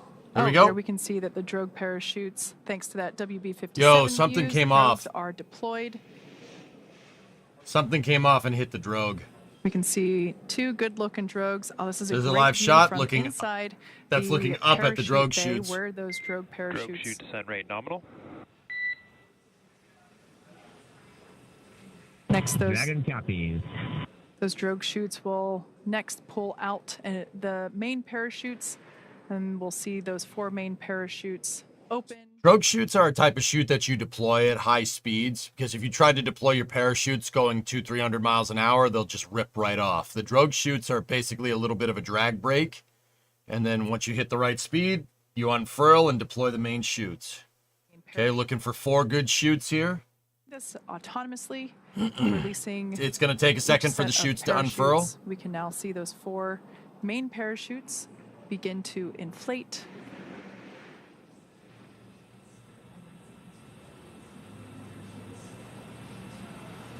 Pretty incredible to see how We got 3 good as ones. Those main parachutes It's going to inflate, take a second for the that 4th one to capsule itself get up there. slows down even more significantly. Main chute descent rate nominal. Copy. Nominal descent rate 1,000 meters. And 4 good Copy, chutes, 1,000. 3,300 feet off the We'll ground. continue to hear call-outs from Commander Matt Dominic of the distance from the water. Those parachutes really doing their job now, as you mentioned, Kate, starting to slow the spacecraft down even more and more. By the time the crew actually does splash down in the water, pig. they'll be going about 15, 16 miles per hour. Learned that one the So hard way those- in those KSP, huh? Parachutes really taking on that air to slow down the spacecraft. 800 meters. 2,500 Copy, feet. 800. Like you said, Commander, Matt Dominic will continue to report. The 4th chute, guys, is a backup. Dragon can land on 3. True story. Call out.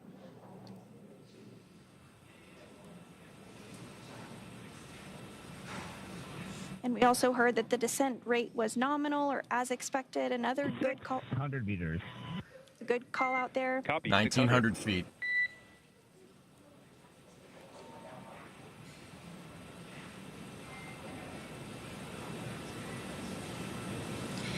Everything's looking good, AP. It could if the chutes failed, Mutter, yeah. If more than 2 chutes fail, it can land on the Continuing Super to get great Dracos. views from the WB-57 as CREW-8 is nearing It's an enabled splashdown. condition. 400 meters. Copy, 400. 1,300 feet.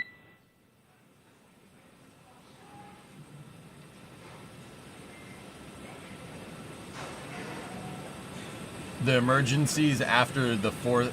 If more than 2 chutes fail, Skylance, they can land on the Super Draco thruster.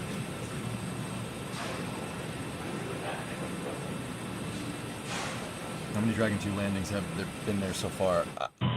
200 meters, bracing. Copy, 200 and embraced. 700 feet. At this point in time, the seats in Dragon have rotated a little bit to help provide a more comfortable and safer bodily orientation for the crew members as they come closer to Splashdown. Yes, Mason. Like we said before, the capsule's going about 15 or 16 miles per hour. There's the splash. And Splashdown. All right. Should get a report here. And Endeavour, we see the same. On behalf of SpaceX, welcome home. You should hear a call for stable 1 or 2. And as you can see on your screen, we do have visual confirmation. And NASA teams, what an incredible hot ride.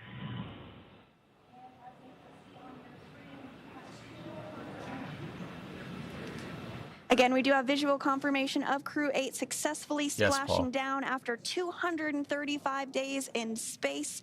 They are now back on Earth. Dragon Endeavour has returned home, and NASA astronauts Matt Dominic, Mike Barrett, and Jeanette Epps, and Roscosmos cosmonaut Alexander Gurbankin are back on Earth after they recovered the chutes. You'll see them go out on little launch boats and go and get them. As you can see, SpaceX recovery ship and team have been waiting for Dragon Splashdown, and they're now making their way to the Splashdown location. Teams have been ready and waiting about 3 nautical miles away, so it's going to take about 30 minutes for them to make their way to Matthew, Michael, Jeanette, and Alexander. Capsule's in a stable 1 condition. So what Dragon is designed to do is, if you look, there's the windows right there. Just below the windows, you see a little opening right there. It looks like a ghost. Ghosts! When Dragon bobs down into the water, this opening right here, that's a parachute compartment, right? That's where the parachutes were.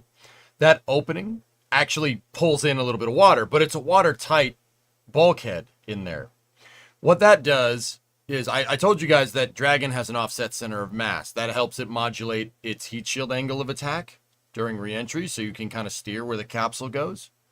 If it just fell in and, you didn't have that thing there, it would tip over, right? Because the center of gravity's offset to one side. But when Dragon bobs down into the water, that parachute compartment scoops up a bunch of water, and that actually brings it into a stable mode. All right? That's why they didn't call it, but if you heard a call for stable 1 configuration, that means the capsule's upright. Stable 2 means the nose cone is facing into the water. But that shouldn't happen if you dunk into the water correctly. If you dunk into the water, that parachute compartment's going to scoop up a bunch of water and actually rights the capsule. It turns it upright because it moves the kind of center of gravity of the capsule more in line, and it lowers the center of gravity and moves it more in line with the long axis of the capsule, and that's what keeps it upright. You'll see it when they go to fish the thing out. You'll see a bunch of water shoot out of that parachute compartment, but that keeps the capsule in a stable, upright condition. This capsule is very reusable, Belgian. In fact, that's its 4th flight. That the Here, I can check it for you. Safe, so we'll see that fast boat approach and perform initial safety checks to make sure there are no hypergolic residuals there on the exterior of the capsule. We'll then see that team begin to rig up the Dragon capsule with some fittings, some straps that will ultimately be utilized to lift the capsule on board our recovery vessel, Megan. And we did have a good view there just a minute ago, and you can kind of see it here. The water is almost mirror-like. It's quite smooth. Very beautiful weather there off the coast of Pensacola for these recovery operations.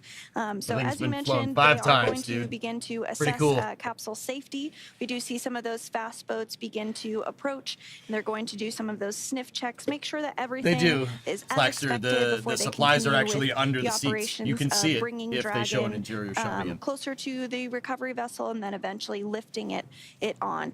So we are now eagerly awaiting the recovery of our Dragon spacecraft with NASA astronauts Matt Dominic, Mike Barrett, and Jeanette Epps, as well as Roscosmos cosmonaut Alexander Gurbankin inside.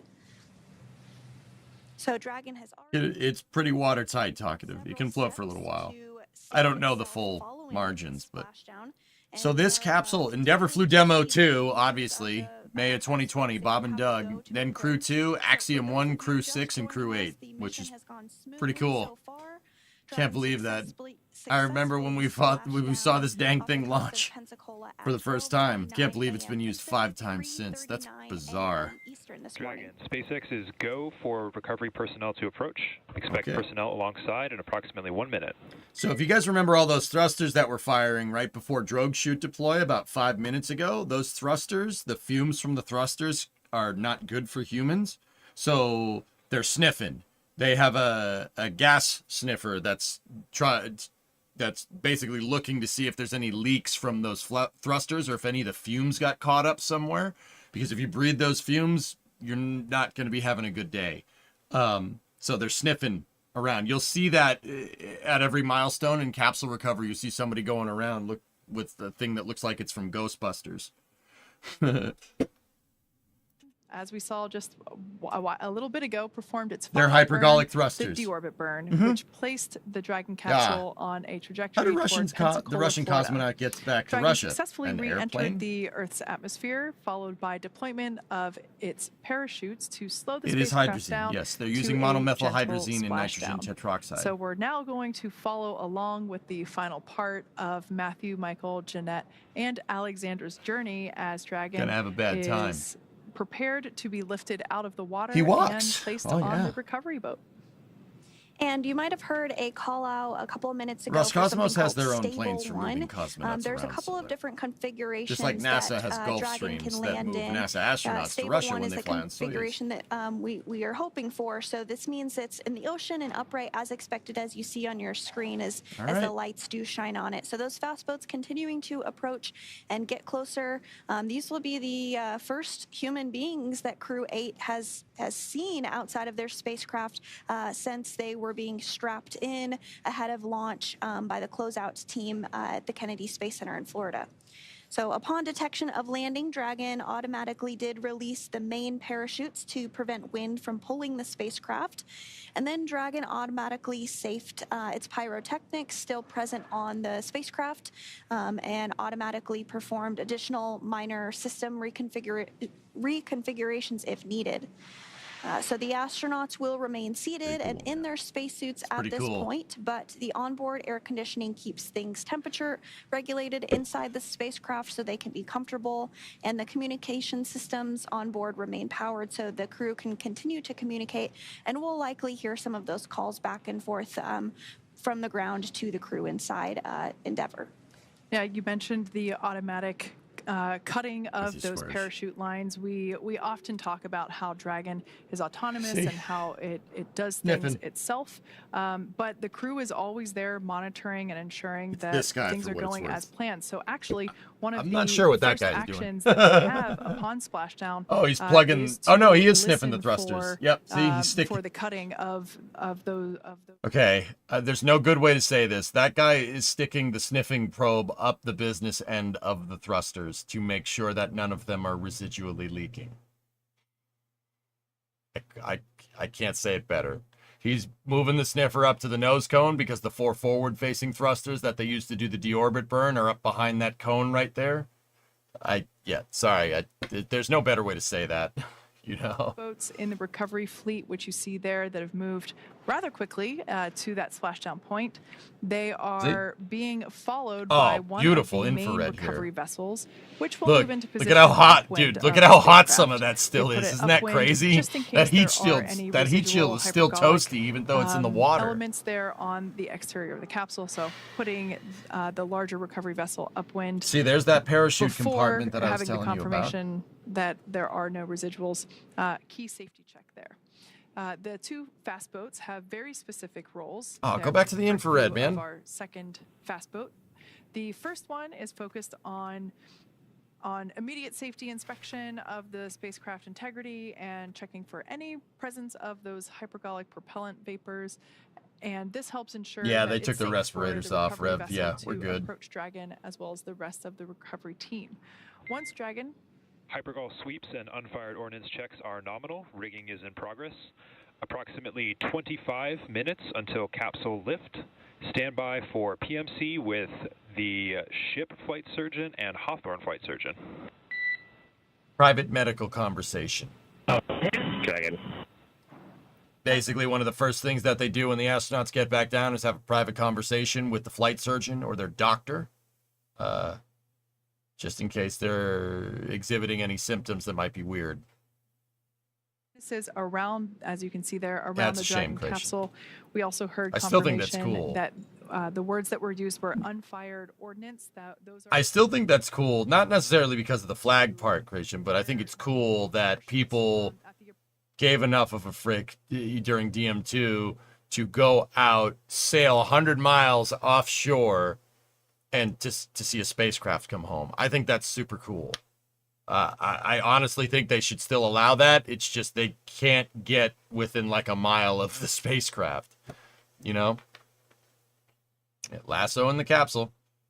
One veteran, so Michael Barrett, this is his, he has now completed 4 space flights. So it's a good opportunity even for everyone to I thought the check in with flotilla was the cool. surgeon, Like I said, let not them because know of the how flag they're or feeling. anything, but because And of course, that is people private. showed up. Now, People are we did interested get in this that stuff. Don't all clear like for just full keep them approach. away. So, Don't like I said, that you can see that the team don't get beginning to within rig a up mile of the spacecraft capsule. for Like the recovery by the recovery other than that, ship. I think that's super That cool. second fast boat, which we see coming in and out of screen, is responsible for parachute recovery and That's right, also Pierto. serves Yep. as a redundant Offset boat center of to gravity. the first fast boat. We'll It'd be even also worse get if to the parachute see a team compartment member didn't on a scoop jet up some ski water. helping to gather up those parachutes that are now detached. And it will take a little over 10 minutes for the recovery crew to complete That's what I their was safety worried about, checks. username, when it But once happened. complete, the crew will begin preparing Dragon to be lifted onto the recovery vessel. And again, we do see that Putting the rigging on there. process underway. As part of the preparation for this lift, one member of the recovery team will climb on top of the spacecraft, as you see, so they can attach all those hoist rings. Really kind of shows you how big Dragon actually is, seeing some people like sitting on the thing, right? It's not a small capsule. It's pretty big. It's a pretty big capsule. From the spacecraft.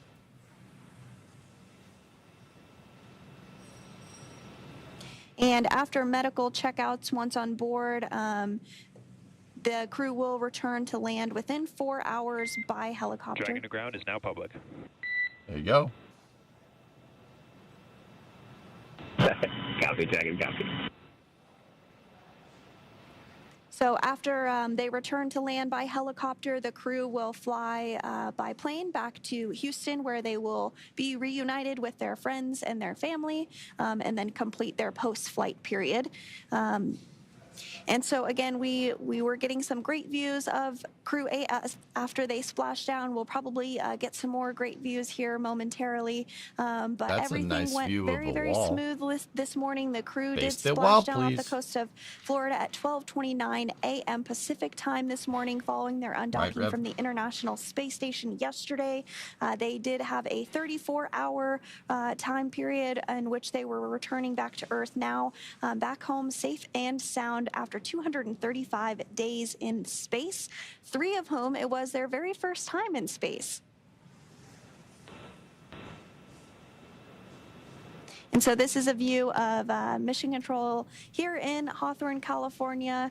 The core was the main individual that has been speaking with the crew following their undocking from the International Space Station yesterday. We'll continue to hear some of those calls back and forth from the core, the crew operations resource engineer here at Hawthorne, particularly to Matt Dominic. He is the commander of Crew Dragon Endeavour, so he is the main astronaut that will speak with the core. And it looks like we are getting our first view there on the recovery vessel Megan. That circular object that you see in the center of your screen there, that is actually what we call the Dragon's Nest. That is where the Endeavour spacecraft will be lifted up and placed into. That's why we had to do that rigging ahead of this operation. We had to make sure that all of the harnesses were properly installed in order to hoist Dragon up into the Dragon's Nest. Now, you mentioned communicating with the crew. We actually have a team member on board the Dragon, or excuse me, on board Megan, the recovery vessel that you see there. Shaniqua Vereen, we heard from her a little bit earlier during the just before Splashdown. I can't wait to hear how the actual Splashdown was. Shaniqua, can you fill us in on what it was to experience that? Yes. Can you hear me? We can hear you loud and clear. All right. I actually repositioned myself from the front of the boat to the back of the boat so I can see the Dragon's Nest and actually have eyes right now on Dragon Endeavor. Everything as far as Splashdown was perfect. It was nominal. We could see the bright dragon in the sky coming back to Earth, and it was pretty extraordinary from my point of view. It's entered the atmosphere. We then heard 2 sonic booms, and then pretty soon after we saw some navigational lights, red and then green, and then we saw some parachutes deploy here on the Megan. We then tracked Dragon as it slowly propelled down into the ocean. From here, you guys have been following along a little bit more. I had some better views, I think, of you guys. We tracked the Endeavor down, and we actually saw the parachutes from the fast boat being dragged a little bit here as they were clearing out the area for us to be able to recover Dragon. Again, you guys went over a little bit, but after we got all clear, the fast boats went in to make sure that there was no hypergolic leaks, that propellant leaks, and then we're right now inching closer and closer to the vessel as we see. I don't know if you guys have views right now, but as we're inching closer, we're backing the Megan closer to the Dragon Endeavor where it sits right now in the ocean. Yeah, Shaniqua, I think we have a very similar view currently as you. We are also looking off the aft end of the recovery vessel. We see a couple crew members there next to the Dragon's Nest, and we can also see the Dragon capsule. So I have a feeling that you're standing pretty close to the camera we got views from. Yes, absolutely. And Shaniqua, you know, we have all been tracking this weather pretty closely throughout the return journey for CREW-8. From my perspective, those seas look like glass. Can you tell us about the landing conditions from your perspective? Chill to be in the air. Come on, X. Moved like 76 degrees. Beautiful, calm ocean as well as clear skies tonight. We had a couple of the flight docs pointing out the constellations as we were waiting for Endeavor to actually come in view. So it's been pretty amazing and clear. Just blue water. I was looking for dolphins or jumping fish off the side of the boats this time. I had that view a couple recoveries ago, and didn't happen this time, but still quite a sight to view. Oh, that is just so wonderful to hear, Shaniqua. I do hope you bring some of that cool weather back home to Houston for us both, and I hope you get the chance to see your dolphin too. Thank you so much for joining us this evening. Best of luck to you with the rest of the recovery. We're going to continue to follow along and keep up those live views. But thank you again for joining us. That was Shaniqua Vereen, Public Affairs Officer at the Johnson Space Center in Houston. Reeling the capsule in. And so we are continuing to get these views of Endeavor as it gets closer and closer to the Megan recovery vessel. We're continuing to see some of those lights from the recovery personnel around the spacecraft, as well as some folks near the nest that will help with the actual lifting up process of bringing Dragon on board the Megan. That'd be cool, Tiger. And once Dragon is secure and on the recovery vessel, Toasted we'll actually marshmallow. see it scooch That's right, forward nominal. a little bit before the crew is actually removed from the spacecraft. But before that, we'll open up the hatches and we'll continue to walk through all of that. But I'm just Pat, I know what you mean. I'll be honest, guys. Sometimes, I'm not afraid to do this. Sometimes it's fine to just, if you're commentating on a launch, this is kind of from my perspective. Sometimes it's better to just say less. People can see what's going on. They get it. It's on the screen. Trying to get that thing right there. Done. Sometimes you don't need to keep talking. Sometimes less words are better. Like, holy snot! Oh my goodness, they just caught the booster! Like, that's it. That's all you gotta say. People get it. You know, you don't need to, sometimes say less. Like, when I'm commentating. If it's just me doing a stream, I talk a lot and I won't shut up. But, yeah, you don't need to keep talking. Sometimes you just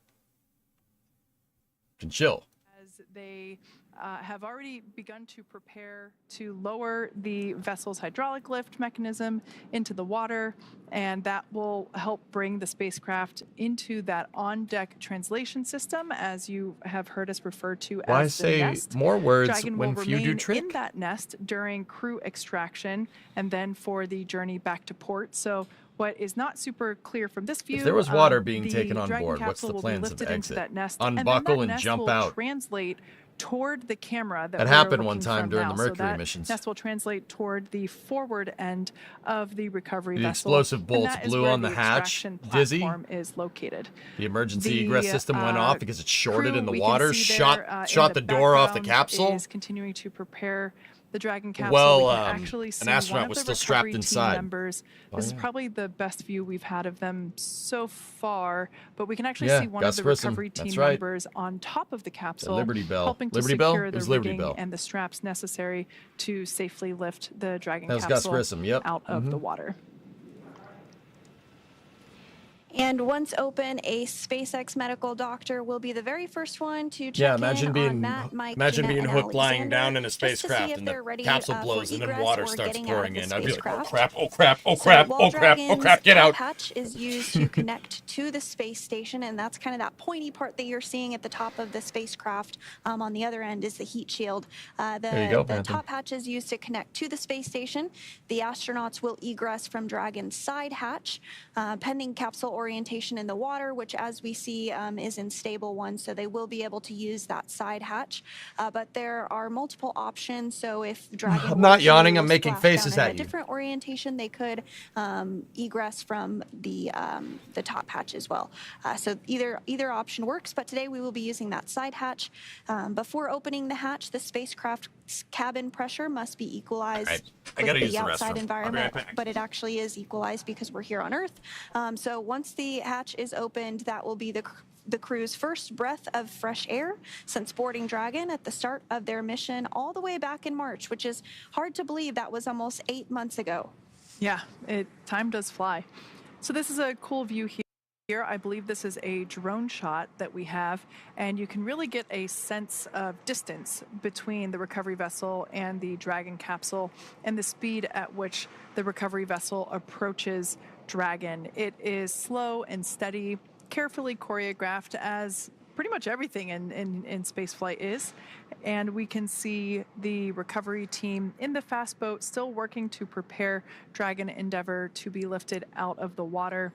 We heard during the we heard in the post-deorbit burn debrief that the weather was really good. We can see that here live on screen.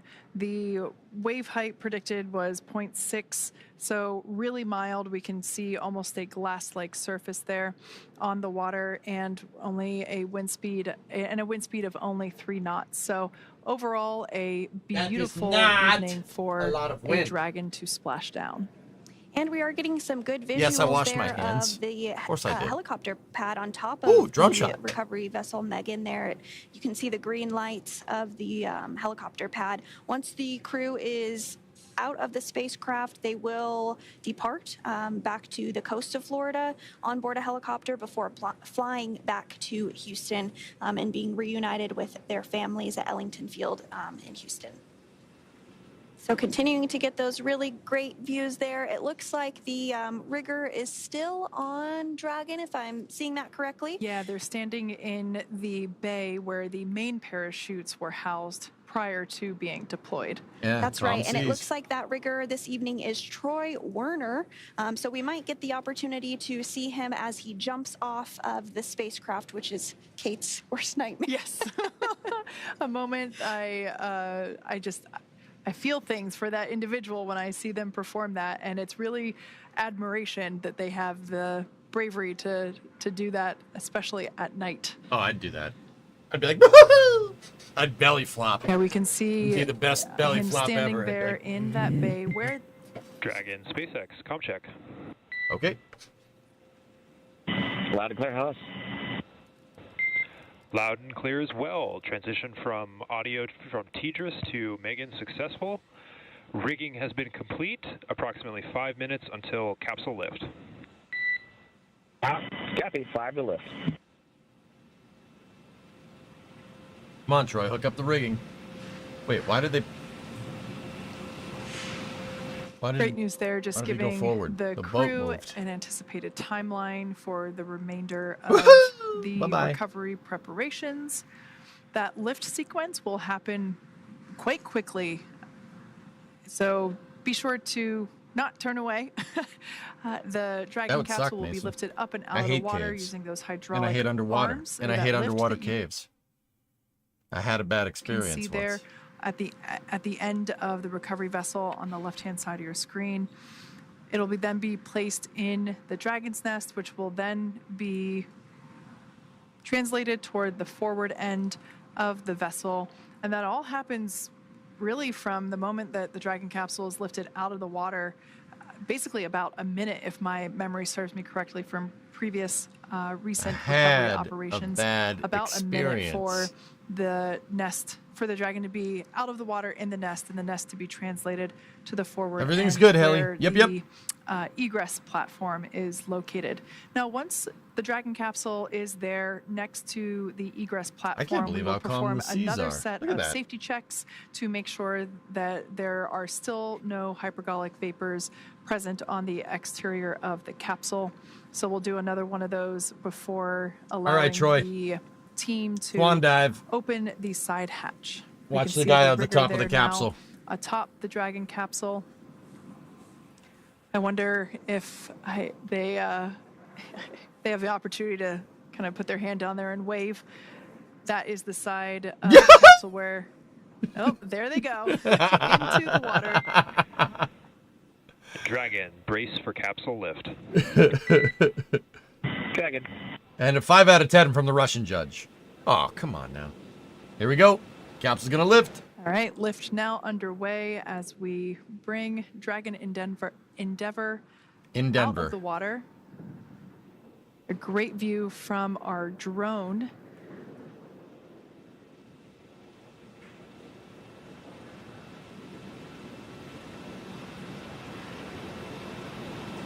We can see the capsule now making its way toward the Dragon's Nest, and there's a good view of that egress platform, so you get a better sense of how far This thing is on that rails. translation It'll actually is. move amidships. See? See the water in the parachute bay, like I was saying? So you can see some Cool, huh? seawater there resting in the main parachute bay. See? Once the Dragon Water? is translated forward, we will see the team rinse off the capsule using fresh water I'm gonna go over to there. help arrest any corrosion that may be underway due to the presence of that salt water. Salt obviously being corrosive to metallics, and we want to prevent that as our Salt is Dragon corrosive to capsules italics. are reused. Does he know about this? And we are really starting to see kind of that toasted marshmallow effect because of re-entering into the Earth's atmosphere there. And then we did see a view of the side hatch. We'll continue to see that come into more view, Does especially he know about as this, the Phantom? Dragon is translated a little bit closer. Dragon, welcome aboard the recovery vessel Megan. Recovery personnel are completing their final checks. Stand by for translation to the egress platform. Dragon copies. Just the way she And said so metallics CREW-8 sounded like is now metallic. aboard the recovery vessel Megan after splashing down off the coast of Pensacola at 12:29 a.m. Pacific time this morning. The recovery vessel Megan is actually named after NASA astronaut Megan McArthur, who was selected as an astronaut in 2000. She flew on Space Shuttle STS-125, which was the final space shuttle mission to the Hubble Space Telescope, and it actually helped to successfully improve the the Hubble's capabilities and extend its life. And then she also flew on CREW-2. Yeah, she was actually the pilot for CREW-2. There you go. So we have two recovery vessels, one supporting Gulf operations, one supporting Atlantic operations, and this one is, as you just mentioned, named after Megan, and the other one is named after Shannon. Walker. So we've actually named these two recovery vessels after the first two women to fly on Dragon, on our Crew Dragon missions. And the fairing recovery vessels that SpaceX uses are named Bob and Doug, after the first two men that flew on Dragon. The Draco sections, of course, those are no longer needed now that the crew is safely back on Earth. So they're working to plug those up as we That's why continue they're our always, recovery it's always operations funny this to me evening. when they're like, we're going to go recover our fairings with our fairing recovery vessel, Doug. Hey, Doug. Do it, Doug! Provide a more holistic snapshot of the teamwork involved in recovering Dragon capsules.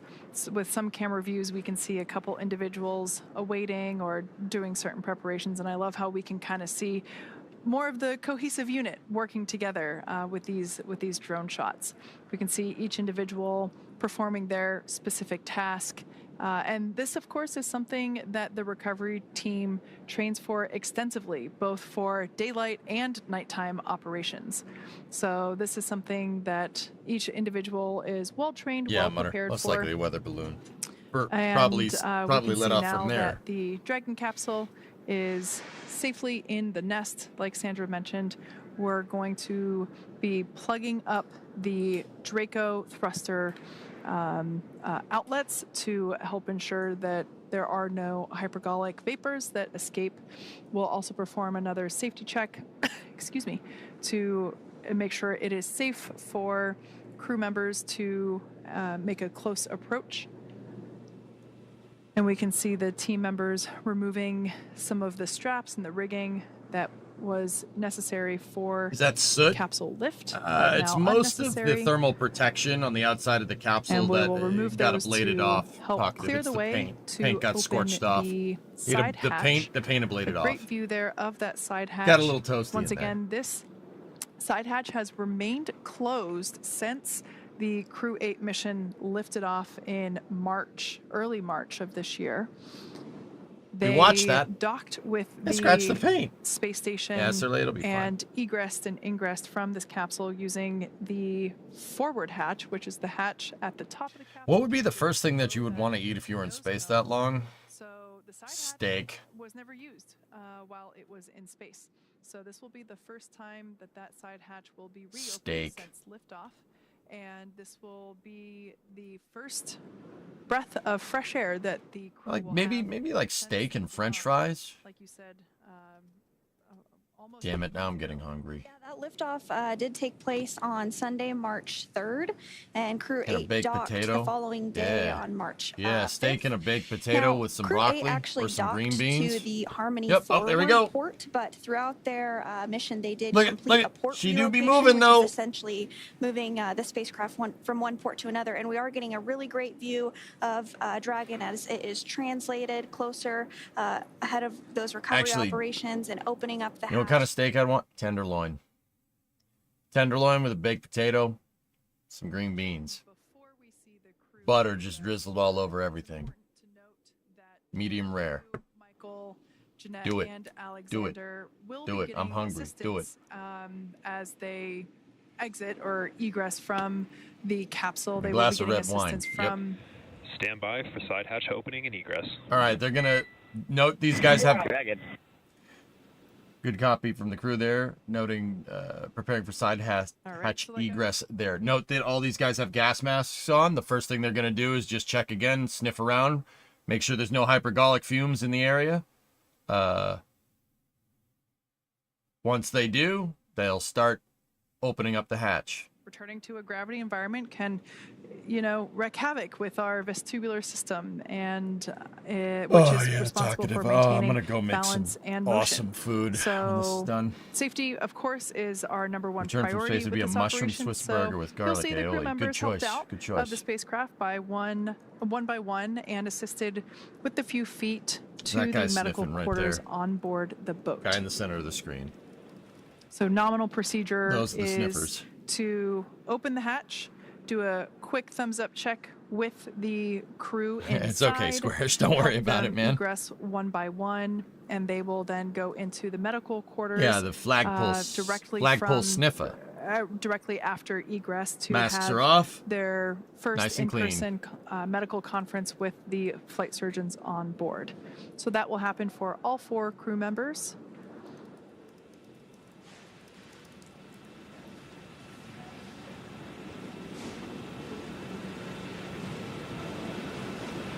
So the first Now, thing they're something going to you do see is there on the right-hand what the side heck of was the that? egress platform, it is a Dragon Outcast over rounded there. square. It's that white structure there off to the side. That is a piece of protective equipment that we will install once the side hatch is open. That will help I protect really hope that's the Eclipse open loop.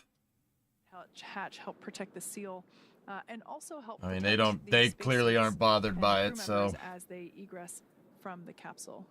Now, the crew will keep their helmets on, but they will flip their visors up. Side hatch opening in progress. Okay. Once they open up the side hatch, you're going to poke their head in, make sure everybody, all 4 crew on board are good, and then they're going to prepare for egress operations. One of the first things they'll do is bring in the protective FOD covers for the seals on the hatch. There it is. We can see that protective piece being put See? in place.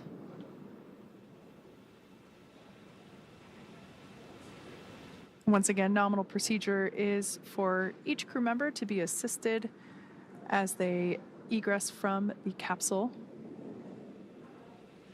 And we'll also see those footrests be removed as well once we get a little further in this procedure, once they get that protective cover installed. That just helps give a little more room as they help to bring the crew members out. Yeah, the seal. As you can see, even folks that haven't spent 8 months in space need assistance getting out of the capsule. The flange in the seal. The flange for the seal is actually super sharp because it's a machine. It's a precision machine surface because it needs to be perfect to get a seal so the hatch doesn't leak. It's actually super sharp. That's why they put that cover on there. We do assist the crew as they come out of any spacecraft. So all these guys are the capsule egress team. All the guys wearing the black SpaceX jumpsuits. Over here, that looks like Eric Bowe, but I'm not sure. Anybody wearing a blue flight suit is NASA astronauts. This is also a great view. We can really see. I can't tell who that is. The details in the thermal protection system and that evidence of reentry. Can't see So who as that we is, but mentioned that was before, another. the That exterior was our of other the capsule NASA at astronauts. liftoff, and while the capsule was on orbit, Exactly, was a Stu, that's nice right. white, and we can now see that discoloration reflecting the patterns of heat that the capsule experienced during re-entry. As we mentioned, the exterior temperatures can reach up to 3,500 degrees Fahrenheit. That man is playing as Fruit that plasma Ninja. builds up. So I always He love thought we seeing wouldn't how notice, but we the did. Dragon capsules No, that guy is identity, taking. essentially as they See? as they That guy come noticed. back and kind of have their own unique fingerprint or That guy has the checklist on the phone. That's what it is. So he's popular. He's going through the checklist. We're talking about the other recovery vessel, Megan, and it turns out that Shannon Walker is actually on the recovery vessel as well, helping to assist with this, as well as NASA astronaut Eric Bowe. So that's awesome. I was right. And she's the astronaut that the other vessel is named after. Yep.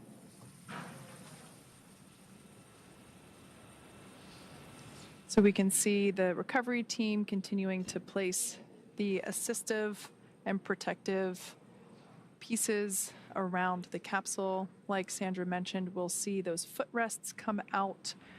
That helps provide a little bit more moving space for the team to assist the astronauts as they egress.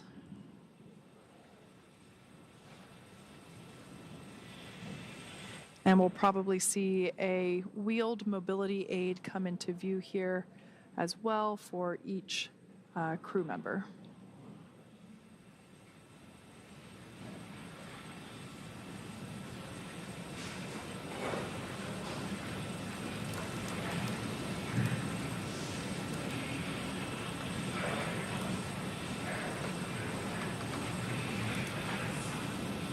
They're NASA astronauts on board, Sue Doug.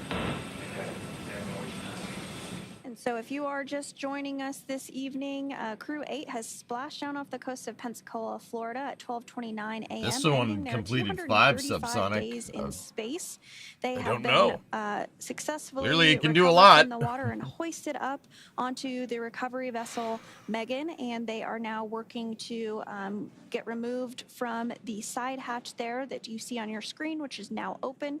We have recovery personnel that are partially inside the capsule now, just doing a quick check-in with the crew before their extraction.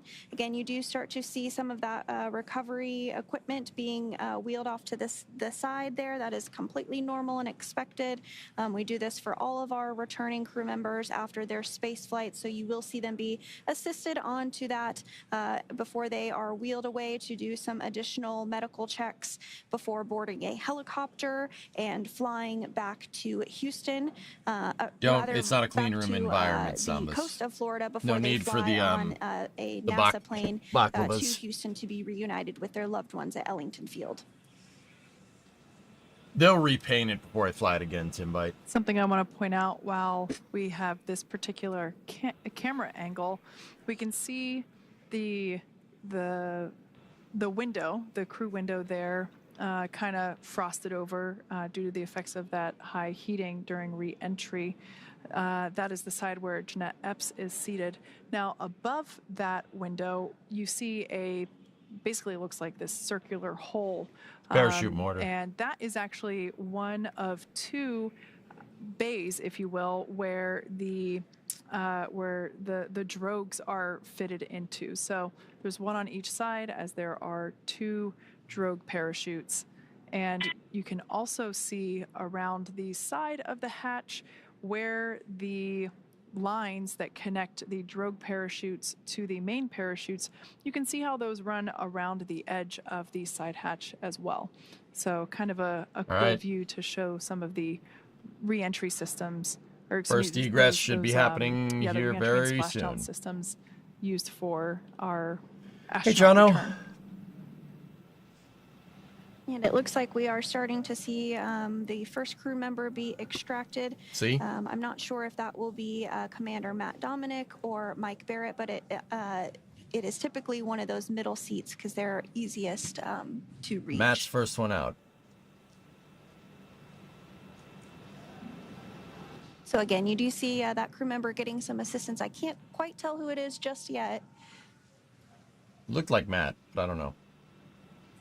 I can only imagine what it feels like to have to stand up after spending nearly 8 months in space. That's Matt. Look at that Having to stand up for the crap-eating first grin. time with Earth's gravity. And that is NASA astronaut Matt Dominic, who is now He's out like- of the spacecraft. His very first space flight. Yeah, looks like we're buddy. getting some Welcome home. handshakes there. High fives all around.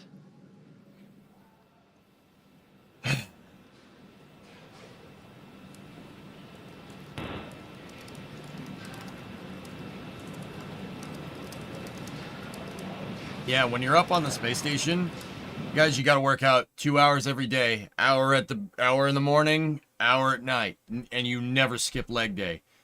If you stayed up there for like 8 months and you came back down here without working out at all, you will try to stand up and you'll go into cardiac arrest because of muscle atrophy.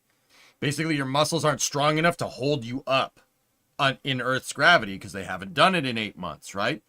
And basically what your heart's going to try to do to compensate for that is start beating like crazy to start get to oxygenate your blood to get to your muscles, right? Yeah, and then your heart will basically redline. That's bad. You got to work out when you're up there. The other thing is that you have to combat bone density loss. Same exact reason. Your bones are structural. They're under the force of gravity, right? They need to stay nice and strong for you to stand up, right?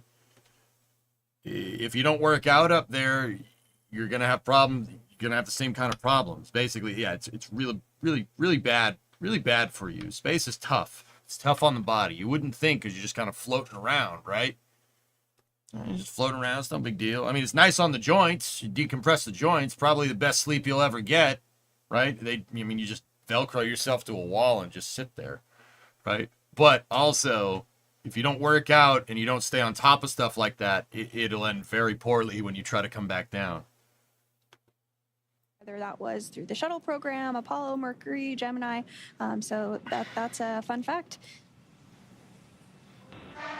More So like it looks space like is they're too nice working and Earth now is to tough. Extract the next crew member. So we'll. I mean, are you gonna talk about our home like that, man? It would be NASA astronaut Mike Barrett. Mikey!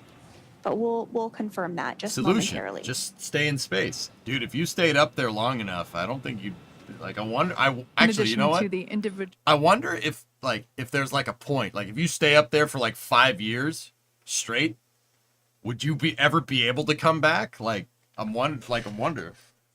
Is NASA astronaut Michael Barrett pilot he's on the this veteran mission? on this space flight. The other 3 flyers on board Help me CREW-8 up. were all rookies.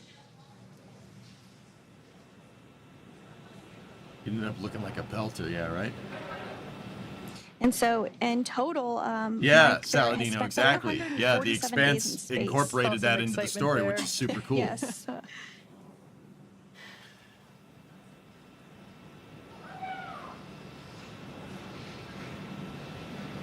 Yeah, okay, Smirks. Cool. Also, Belter, Scott. Winners for the win, dude. So remaining inside Endeavour is NASA. How's this going to work for a astronaut long Epps, as Mars well as mission? there's Cosmos cosmonaut Basically, Alexander Zach, don't skip Gurbankin. leg day. So we'll That's see how who it works. comes That's out the kind of next. stuff You they're do see testing those on footrests as they are these removed from the missions. spacecraft to give a little more space for recovery personnel to assist the crew members out. I think it looks like we might be getting Right, Jeanette Viper? Epps next.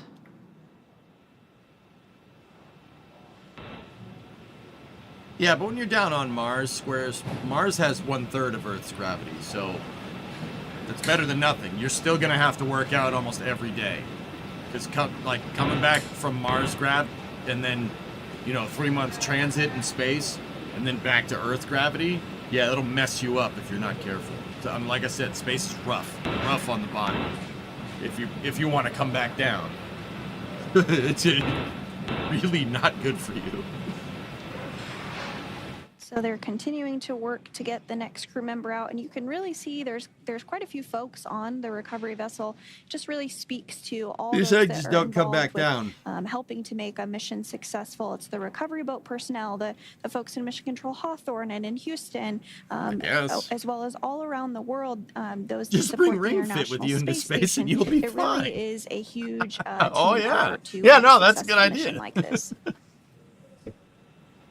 And in fact, there's 44 people on the recovery Yeah, vessel. of course you Megan, could, German, to if you help wanted to do support, that. Tonight's Splashdown.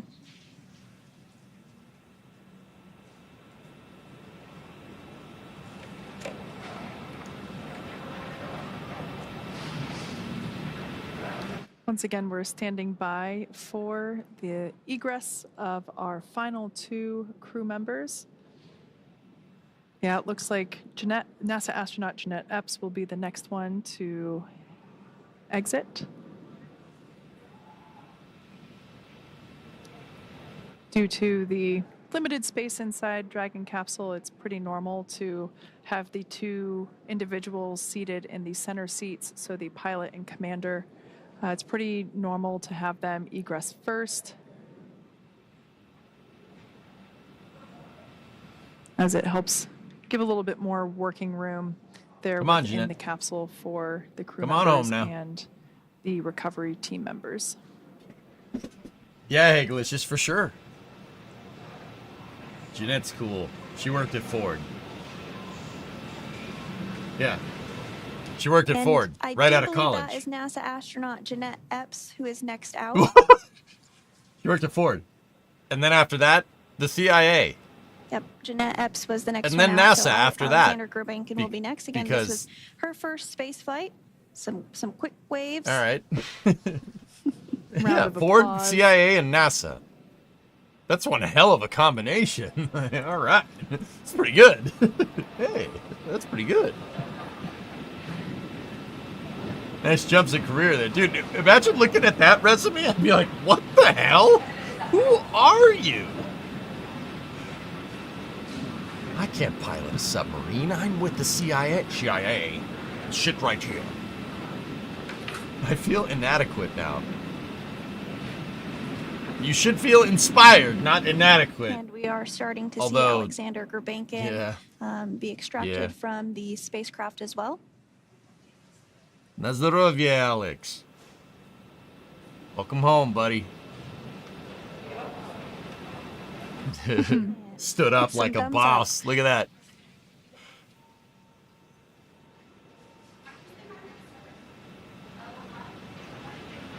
And we now have all 4 crew members outside of Crew Dragon Endeavour following their 235 days in space. He's like, I'm going that way. Cheers and excitement for CREW-8. That's great to see. Checking to make sure they didn't leave anybody inside. No aliens as stowaways inside Dragon Endeavour. What, Kate? What are you trying to tell us? Well, now that Matt, Mike, Jeanette, and Alexander are safely back home on Earth and getting checked out by the NASA medical team, we're going to wrap up our live coverage of their return. Now, this all kicked off on March 4th, 2024 from historic Launch Pad 39A at the Kennedy Space Center in Florida. After a successful liftoff and separation from Falcon 9, Matt, Mike, Jeanette, and Alexander made a 29-hour flight on board Dragon to the International Space Station. Since arriving at the space station, they spent nearly 8 months as members of Expedition 71 and 72, where they executed science experiments, spacewalk, and repairs while aboard the orbiting laboratory. Their journey home began about 34 hours ago on October 23rd when they closed the hatch to Dragon and undocked from the space station at 2:05 p.m. Pacific time. After 4 successful departure burns and a phasing burn to line up their orbit, Matthew, Michael, Jeanette, and Alexander rested for a few hours before waking up to prepare for re-entry this morning. Hi, drummer. We jettisoned Dragon's trunk and performed our final on-orbit maneuver, the approximately 9-minute-long deorbit burn, and that occurred at 11:39 p.m. Pacific, 2:39 a.m. Eastern Time, and that sent Dragon on its path home. The spacecraft re-entered the Earth's atmosphere and slowed its descent with successful deployments of 2 drogue parachutes and 4 mains, with the final splashdown occurring off the coast of Pensacola, Florida, on time at 12:29 a.m. Pacific, 3:29 a.m. Eastern. Following that successful splashdown, we saw SpaceX recovery experts move in quickly and prepare Dragon Yes, they Endeavour will, Liz. for They'll go its back to lift Johnson Space Center. into the recovery vessel. And just a little less than an hour following splashdown, we saw Matthew, Michael, Jeanette, and Alexander make their way out of Dragon and into the recovery ship's medical facilities safe and sound. Next up, they'll catch a helicopter flight back to shore where they'll transfer to aircraft that will take them home. The astronauts will take a NASA plane for the short flight back to Houston, and then they'll be reunited with their friends and family, bringing an end to this mission. It has been an honor and a privilege, the greatest privilege of my life, to get to share their journey with all of you as we continue this new era in human spaceflight. Return today marks the end of the direct handover that we executed after successfully launching the Crew-9 mission to the space station on September 28th. Karina. My pleasure. Thank you, as always, for joining us for tonight's coverage of the splashdown of Crew-8. Remember to follow SpaceX on X and NASA online and on social media for updates for the very latest on crew and cargo flights to and from the International Space Station. And we'll continue to share the progress of Matt, Mike, Jeanette, and Alexander on social media as they travel back home. We also do have our post-splashdown media telecon coming up at 2 a.m. Pacific, 5 a.m. Eastern time this morning, where leadership will share a final update as we conclude this successful mission. So from all of us at NASA and SpaceX, it has been great to support this mission. Welcome home, Crew-8. So long. No, I'm good. I'm good. I hope you guys enjoyed that. That was Crew-8 Splashdown. We made it. 16 and a half hours. Yeah, baby. Thank you for all the kind words in both of the chats, dudes. It's only 37 minutes. Bro, I've been live for 16 and a half hours. I'm good. I got another stream to do in 7 hours and 30 minutes. I'm good. Okay? We'll cover the damn press conference for space news next stream. You have permission to egress. Roger that, chat. This concludes our broadcast day. That's going to wrap it up.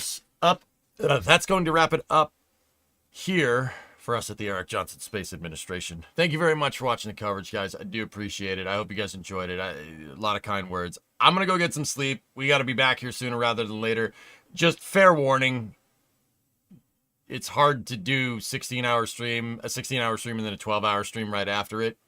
I might be a little bit late tomorrow. So I'll try for noon, plan for 1, okay? An hour after my normal start time. So if I don't see you at noon, just give me a second. I'm probably like, I don't know what day it is. So I'll see you guys tomorrow for Satisfactory, and then Flame Trench, and then probably more Satisfactory or something. I don't know. Maybe it's just Satisfactory and Flame Trench tomorrow. But anyway, we'll see. This concludes our broadcast day. I'll see you guys all tomorrow or today in a little bit. Thank you very much for watching, and have a good rest of your day, I guess. I'll see you in a little bit. Thanks for watching. Bye-bye. You hang up first, okay? You hang up first.